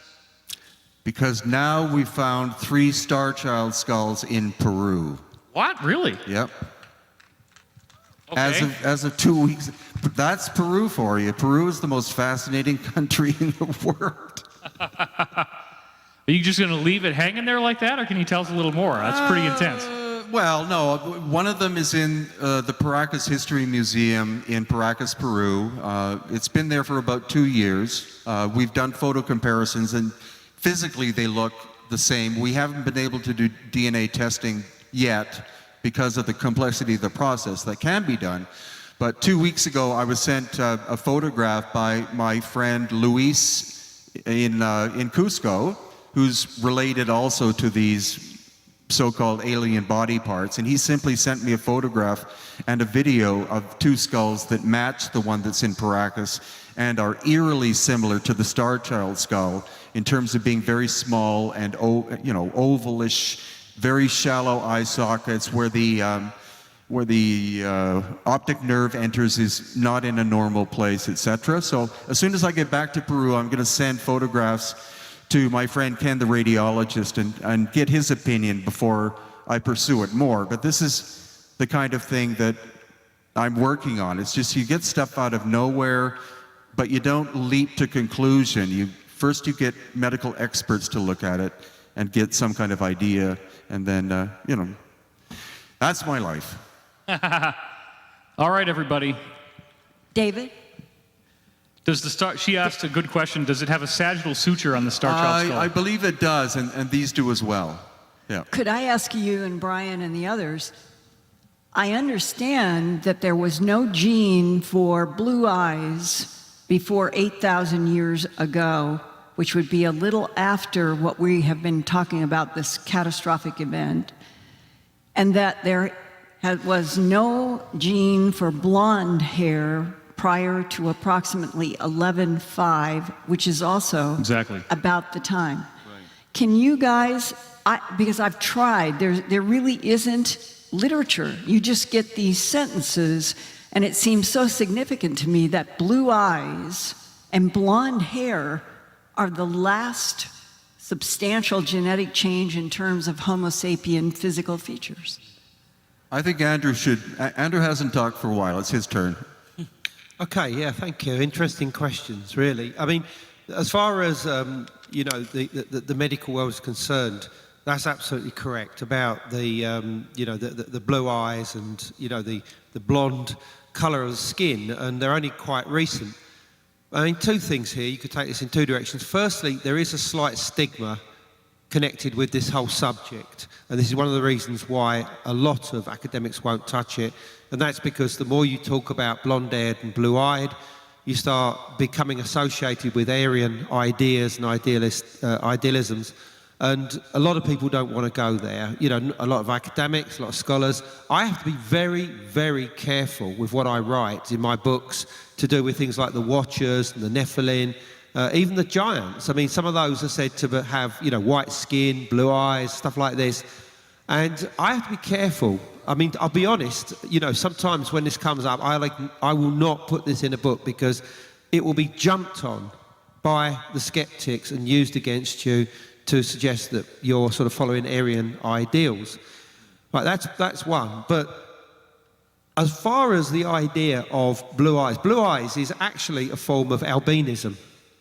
And albinism, extreme blue eyes and extreme white or blonde skin is considered to be a form of albinism, and one that can be passed on from generation to generation. Now, albinism doesn't generally come out in every generation, possibly every other generation, although sometimes, that isn't the case.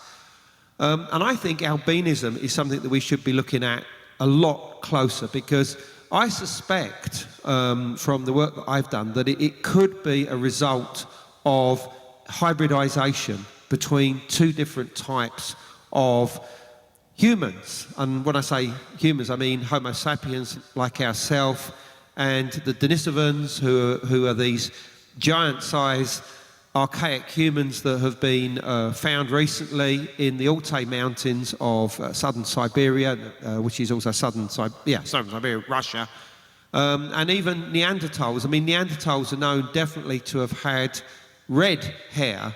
This is pretty well established today.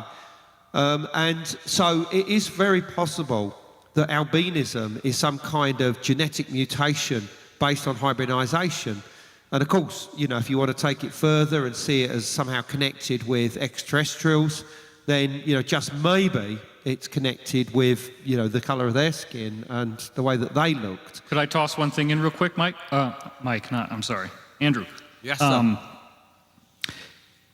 Wouldn't you say, based on all the genetic research into haplotypes and mixing, that the frequently observed phenomenon of giants having double sets of teeth when they were dug out of these mounds would also be a side effect of genetic intermingling? Absolutely. I've already written about this in a book that I did with Greg Little, a mound complex expert on Native American traditions, called Path of Souls.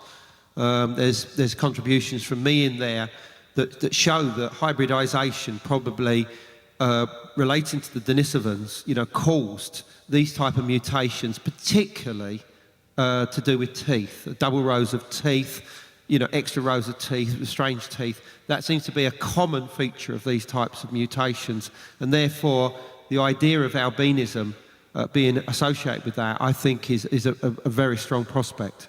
And David, Yeah. Another question that was provoked when I was reading about this. If we had 8,000 and 11,000, this would be how recent the blue eyes and the blonde hair were. And if it is true that we have intergalactic wars going on between reptilians and Nordics, and that it's been for millions of years, and they want to annihilate each other, and people have suggested from inside alphabet soups that part of the problem is that the reptilians can create a body through cloning or hybridization that will look like a blonde, but which they can inhabit in their ongoing war, and then the opposite, that the blondes can create reptilian bodies that they inhabit and control. And in the 30s to the 40s, we had a man in Germany who was obsessed with populating as a control system on Earth blonde, blue-eyed Aryans, and wanted to eliminate the Hebrews. I know this is difficult, but if we don't raise these questions and talk about them straightforwardly, I think we will continue to be controlled. And so what I'm going to ask, if we had, whether it was forced from the outside of this planet, a cataclysmic event, the one we were talking about a half hour ago, but that it was provoked on purpose in a war between blondes and reptilians, and that which came out of that military offensive was more controlled by the blondes, would that explain the genetic change? Well, I think there's a good answer to your question, and it would rely on some of the testimony that we had in the previous panel I did where Michael Salla was here, and we were talking about William Tompkins, and Mike, you were there. So we have two of the people that were on that panel here now. And some of the really interesting research that Mike Salla has done regarding the documentation of William Tompkins, who, by the way, if you don't know, is a man who is still alive, who was the #1 guy gathering information for the US government clandestinely about 29 embedded American spies that were in the German space program during World War II. They were actually in there, and they were getting the stories back to the American government, and William Tompkins was the guy who was assigned right out of the Navy, young kid, assigned to gather all this information and put it into what he called packages that were presented as briefings. The biggest problem he was having was that the Navy brass was not willing to accept the information that he was hearing, including the idea that there were tall, reptilian-looking people, snake people or dragon people, whatever you want to look at them as being like, people that look like that, standing and pointing their fingers and helping the Nazis build flying saucers, and that the ultimate intel that was gathered was that they were trying to build, they were using the Nazis to build an interstellar and intergalactic invasion force to invade other planets, enslave other planets, apparently like they had done with ours. So it does appear from Salla's research and what Tompkins has said that there's an ongoing war that was taking place between the evil extraterrestrials, which could be sort of summarized by the Draco, or what Pete Peterson calls the Saurians. He's well aware of them too. And then the positive beings that have been fighting them for hundreds of thousands of years would be these Nordics. The Nordics have blonde hair and blue eyes.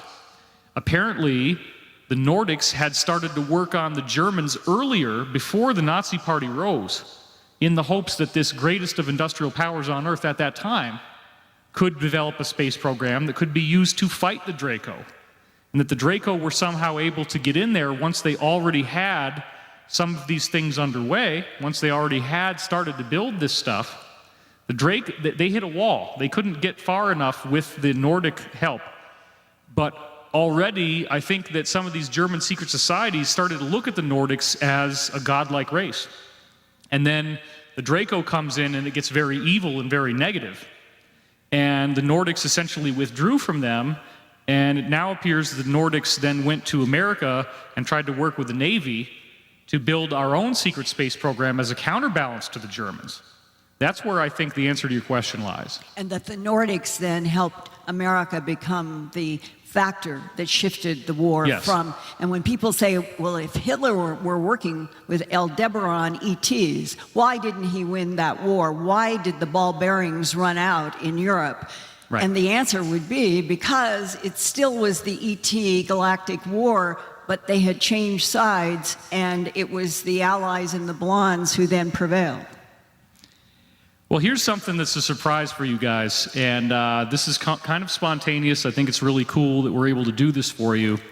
We were talking about these skulls, and what I have right here, really surprising, this is a forensically perfect medical reconstruction of the being that was autopsied for the movie Sirius. Wow. This is a fully adult humanoid, and I'm going to pass it down and have everybody take a look at it. It's obviously, this is made out of a transparent material, but you can actually see, this is what we had where the skeleton was x-rayed. We see every little bone in its body has been looked at.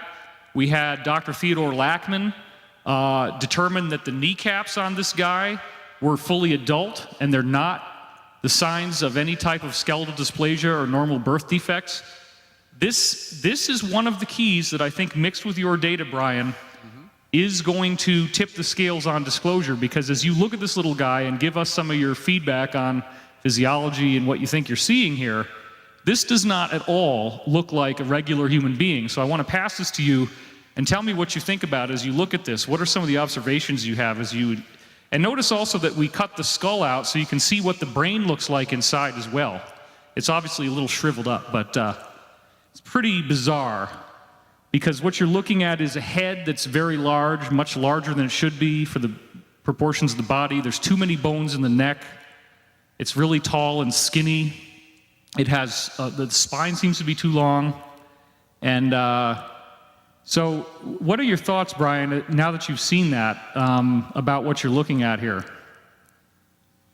Well, if it is an exact copy It is. of the Atacama being, to me, the proportions and things like that, though they look different than human, they look like something that nature would have created.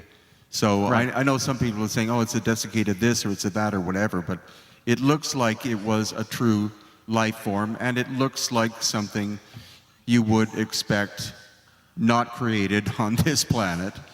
For sure. Andrew, what do you feel as you've seen this for the first time? Well, I mean, firstly, if it is genuine, which obviously I respect. Well, it was DNA tested by some of these top guys. DNA tested. What did the DNA 10% say? anomalous DNA, non-human. But 90% human. Though. Yeah. Well, that's odd.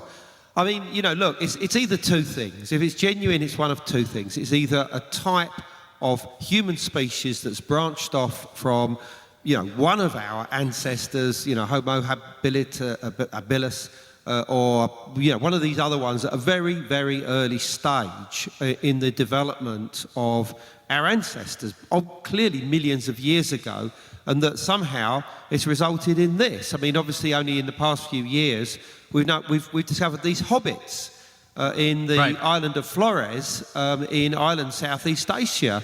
Now, these guys are only about 3 feet tall, and that's all they were. I mean, you know, they are the true hobbits of history, of ancient history. And yet we had no knowledge about those until recently.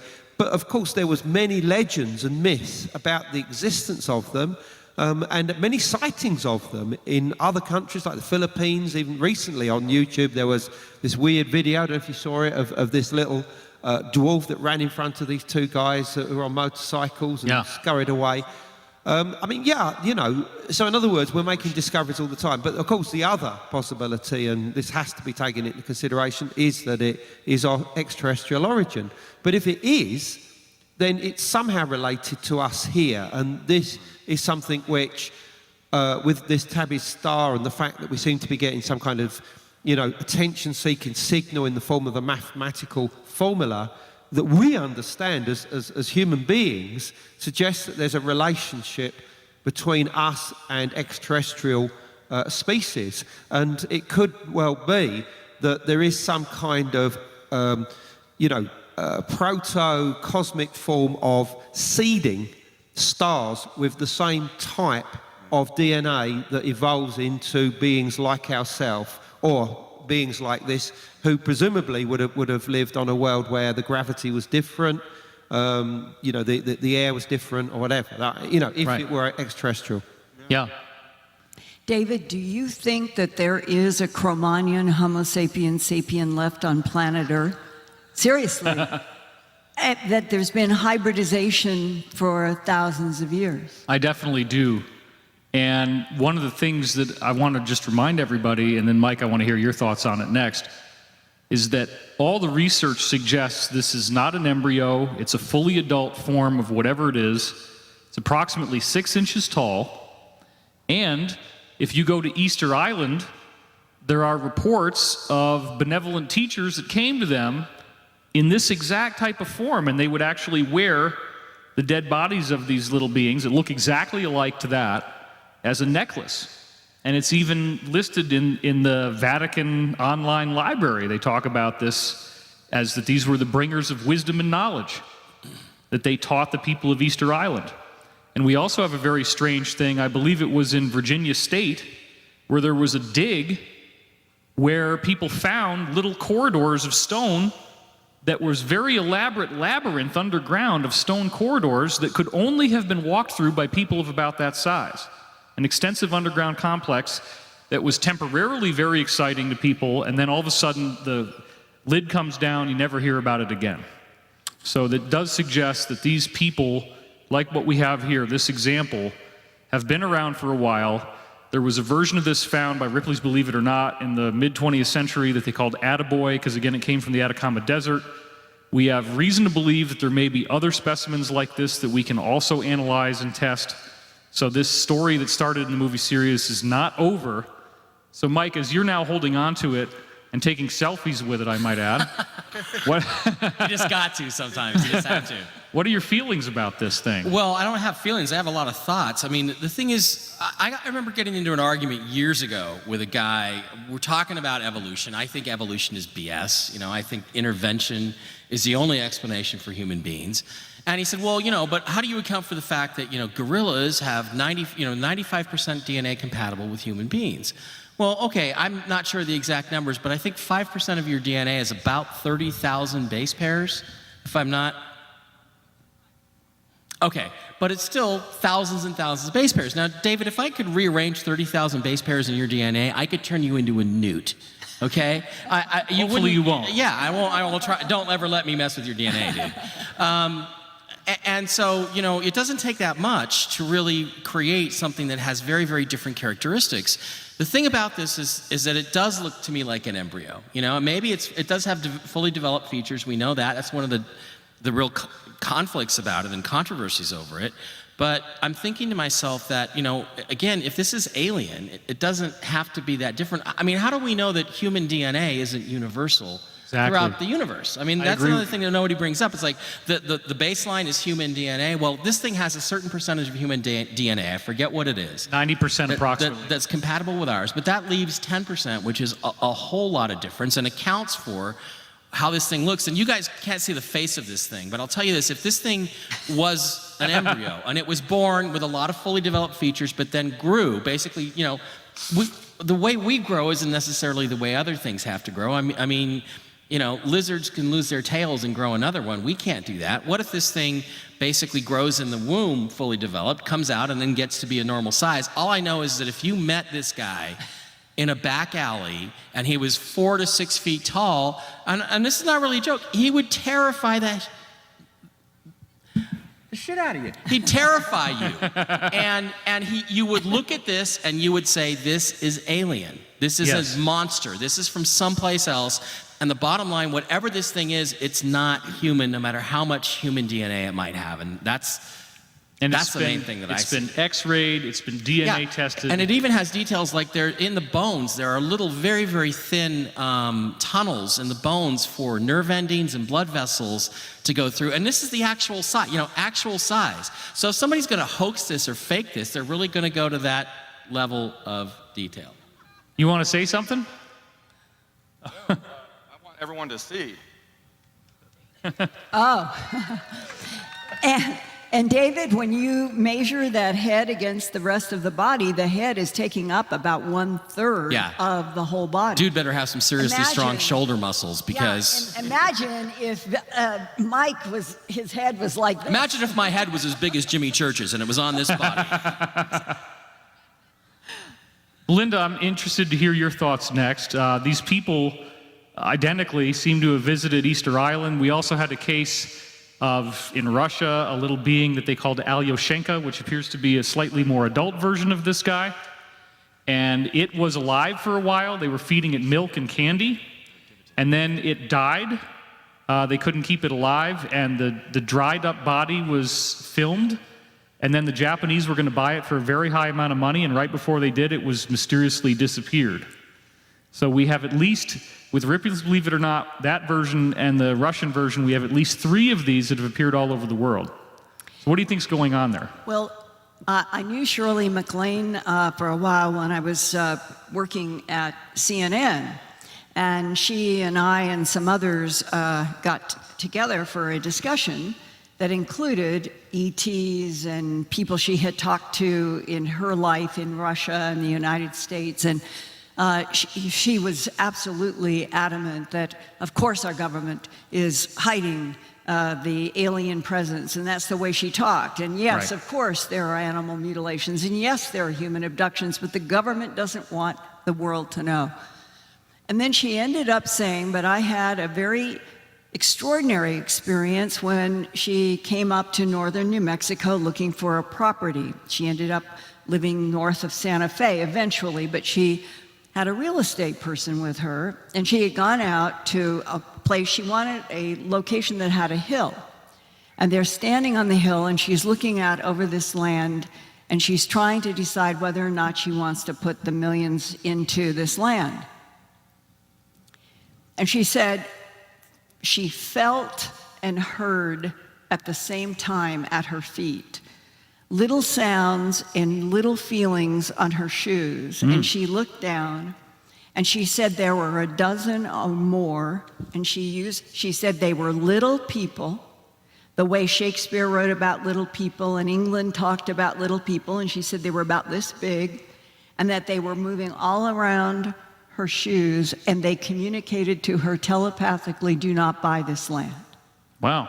And she made the decision at that moment not to buy the land because of the little people.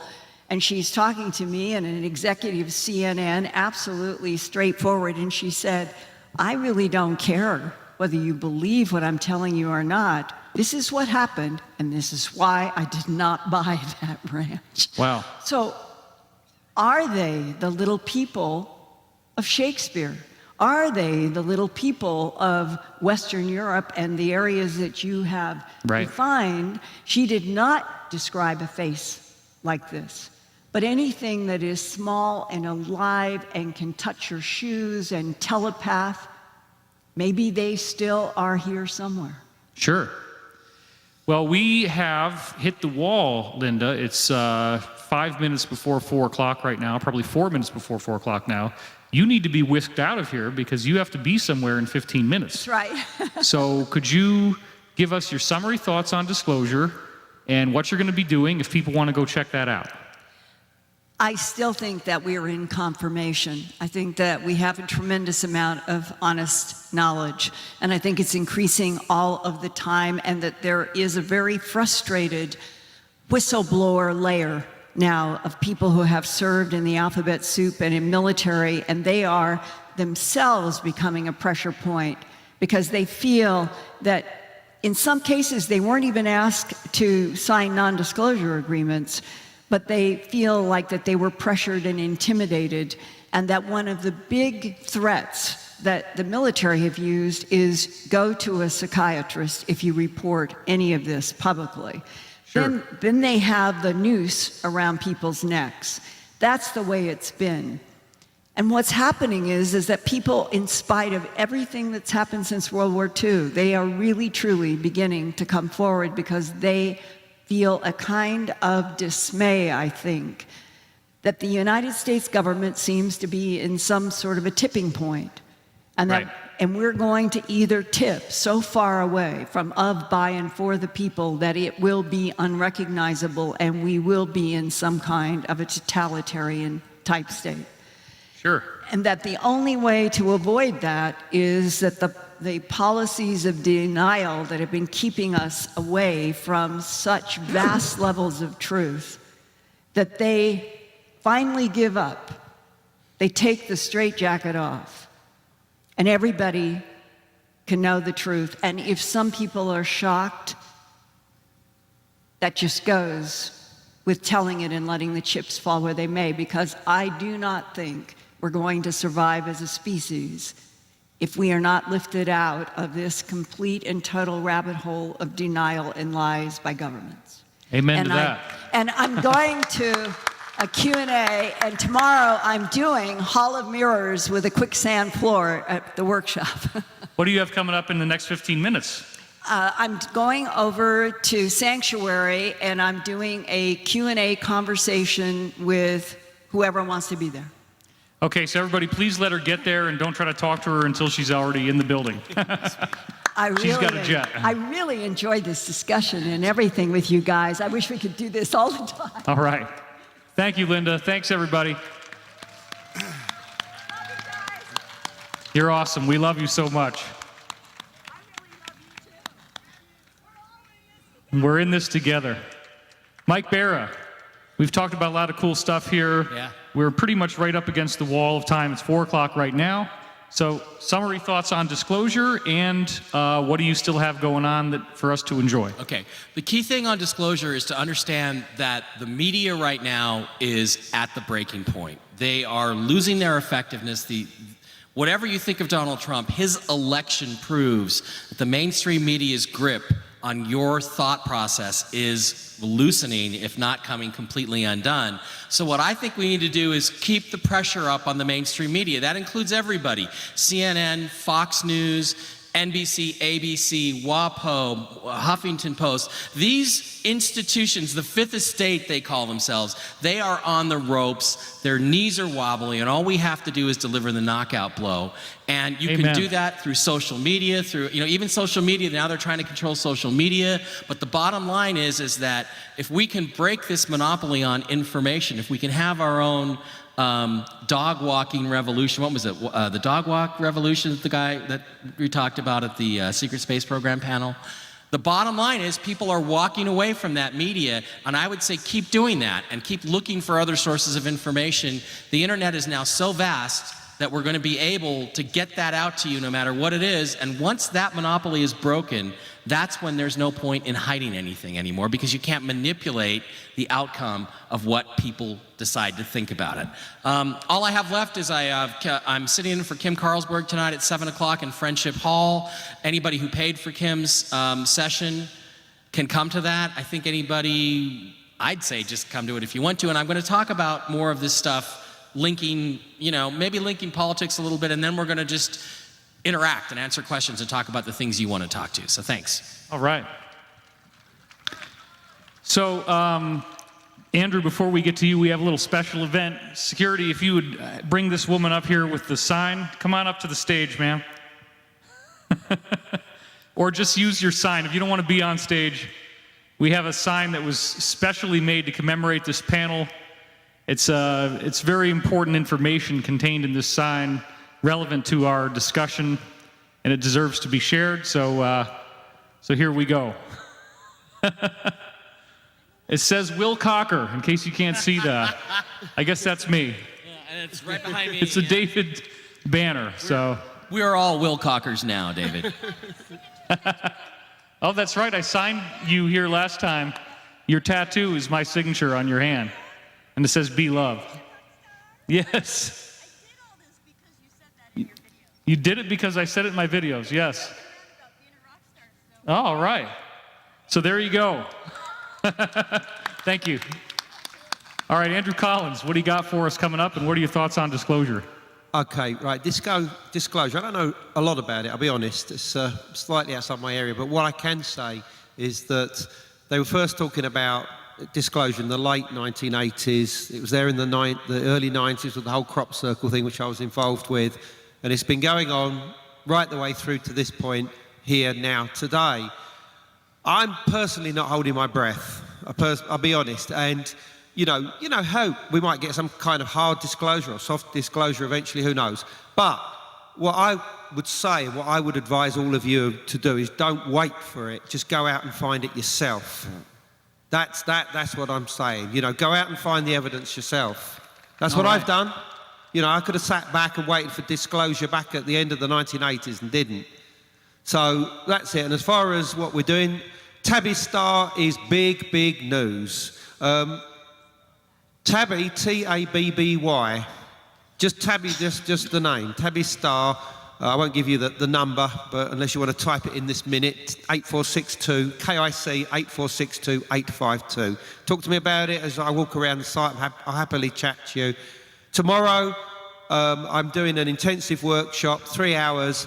We'll actually be doing a meditation to connect with the alien megastructure. I did a short version of it yesterday, but we're going to be doing a much longer version of it tomorrow. So if you actually want to connect with what's going on around there and maybe even be a part of that message that we're sending out using quantum entanglement, come tomorrow. All right. So Brian Forster, as we've seen with this little skull, full-size skeleton that we have here with the Star Child skull, you now say that there's other versions of those you found, the elongated skulls. I think that's the kind of provable data that we need to make disclosure a reality, and you're on the front lines of this. So how do you see disclosure moving forward, and what else do you have for us this weekend? I have nothing left to do, actually, except go back to Los Angeles and then Peru. But the governments and the powers that be, or whatever you want to call them, they control what they know of the past, but they don't control the present, and they will have no grip at all on the future. This is one of the most powerful instruments ever created. Please use it. This is a computer. Please use it in a very creative way through instantaneous social media or whatever. One thing I do know is that future discoveries will not go through governmental channels the way they used to be, so there will no longer be suppression when things like giant skeletons are found. Because of mechanisms like this, discoveries will be made, excavations will be made, and information will be instantaneously transmitted around the world. That and you are disclosure. All right. Isn't he awesome, everybody? Okay. But beware of fake news. So I'll stand up now. Wow, I've been sitting for a long time. I think that everything that you guys have heard here today makes a very compelling case. You have to bear in mind that we are dealing with a disinformation campaign that was put in place once it was seen that things like the Roswell crash would replace the need to pay for energy. We have limitless clean energy. We do not need to pay for it. You buy a car with advanced material science, the car never rusts, never breaks down. You never need to go to the gas station. You can drive as much as you want. With anti-gravity, you can fly. There's no need for roads. This is a fundamental change in the basic power structure of the world. So definitely part of what's in the way, as we all know, is the entrenched power structure that is still making its money on oil, so much so that it's pegged to the price of the dollar. It's called the petrodollar.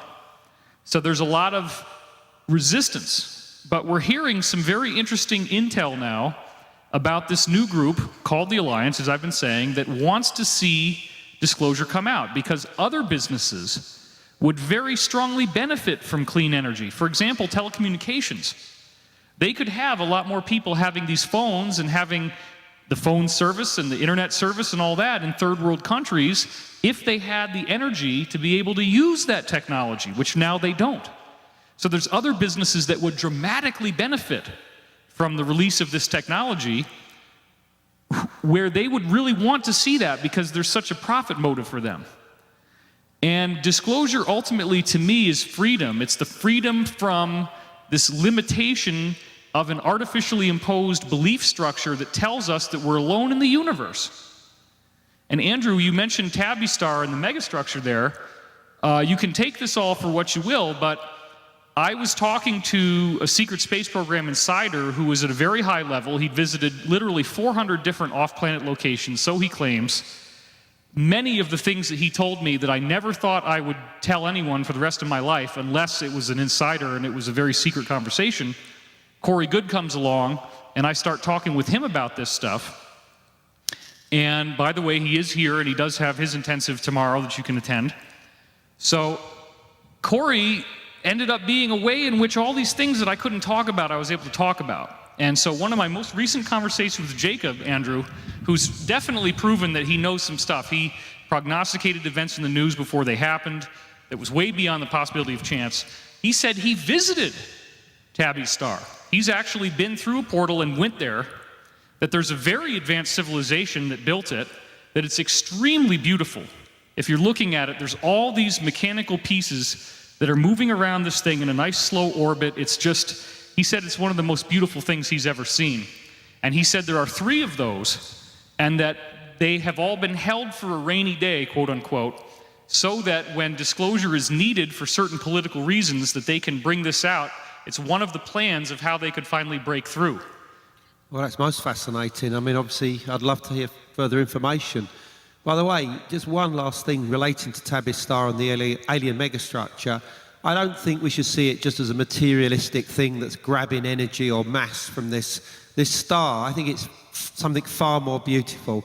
I think it is about seeding life itself. The energy is being drawn to collect, to create life, and that I believe, this is an intuition, I can't prove this, that these objects will then go to another part of the galaxy and terraform and seed life, and that this is how our own human species and DNA came to our planet, through some kind of interaction of this kind. Very interesting.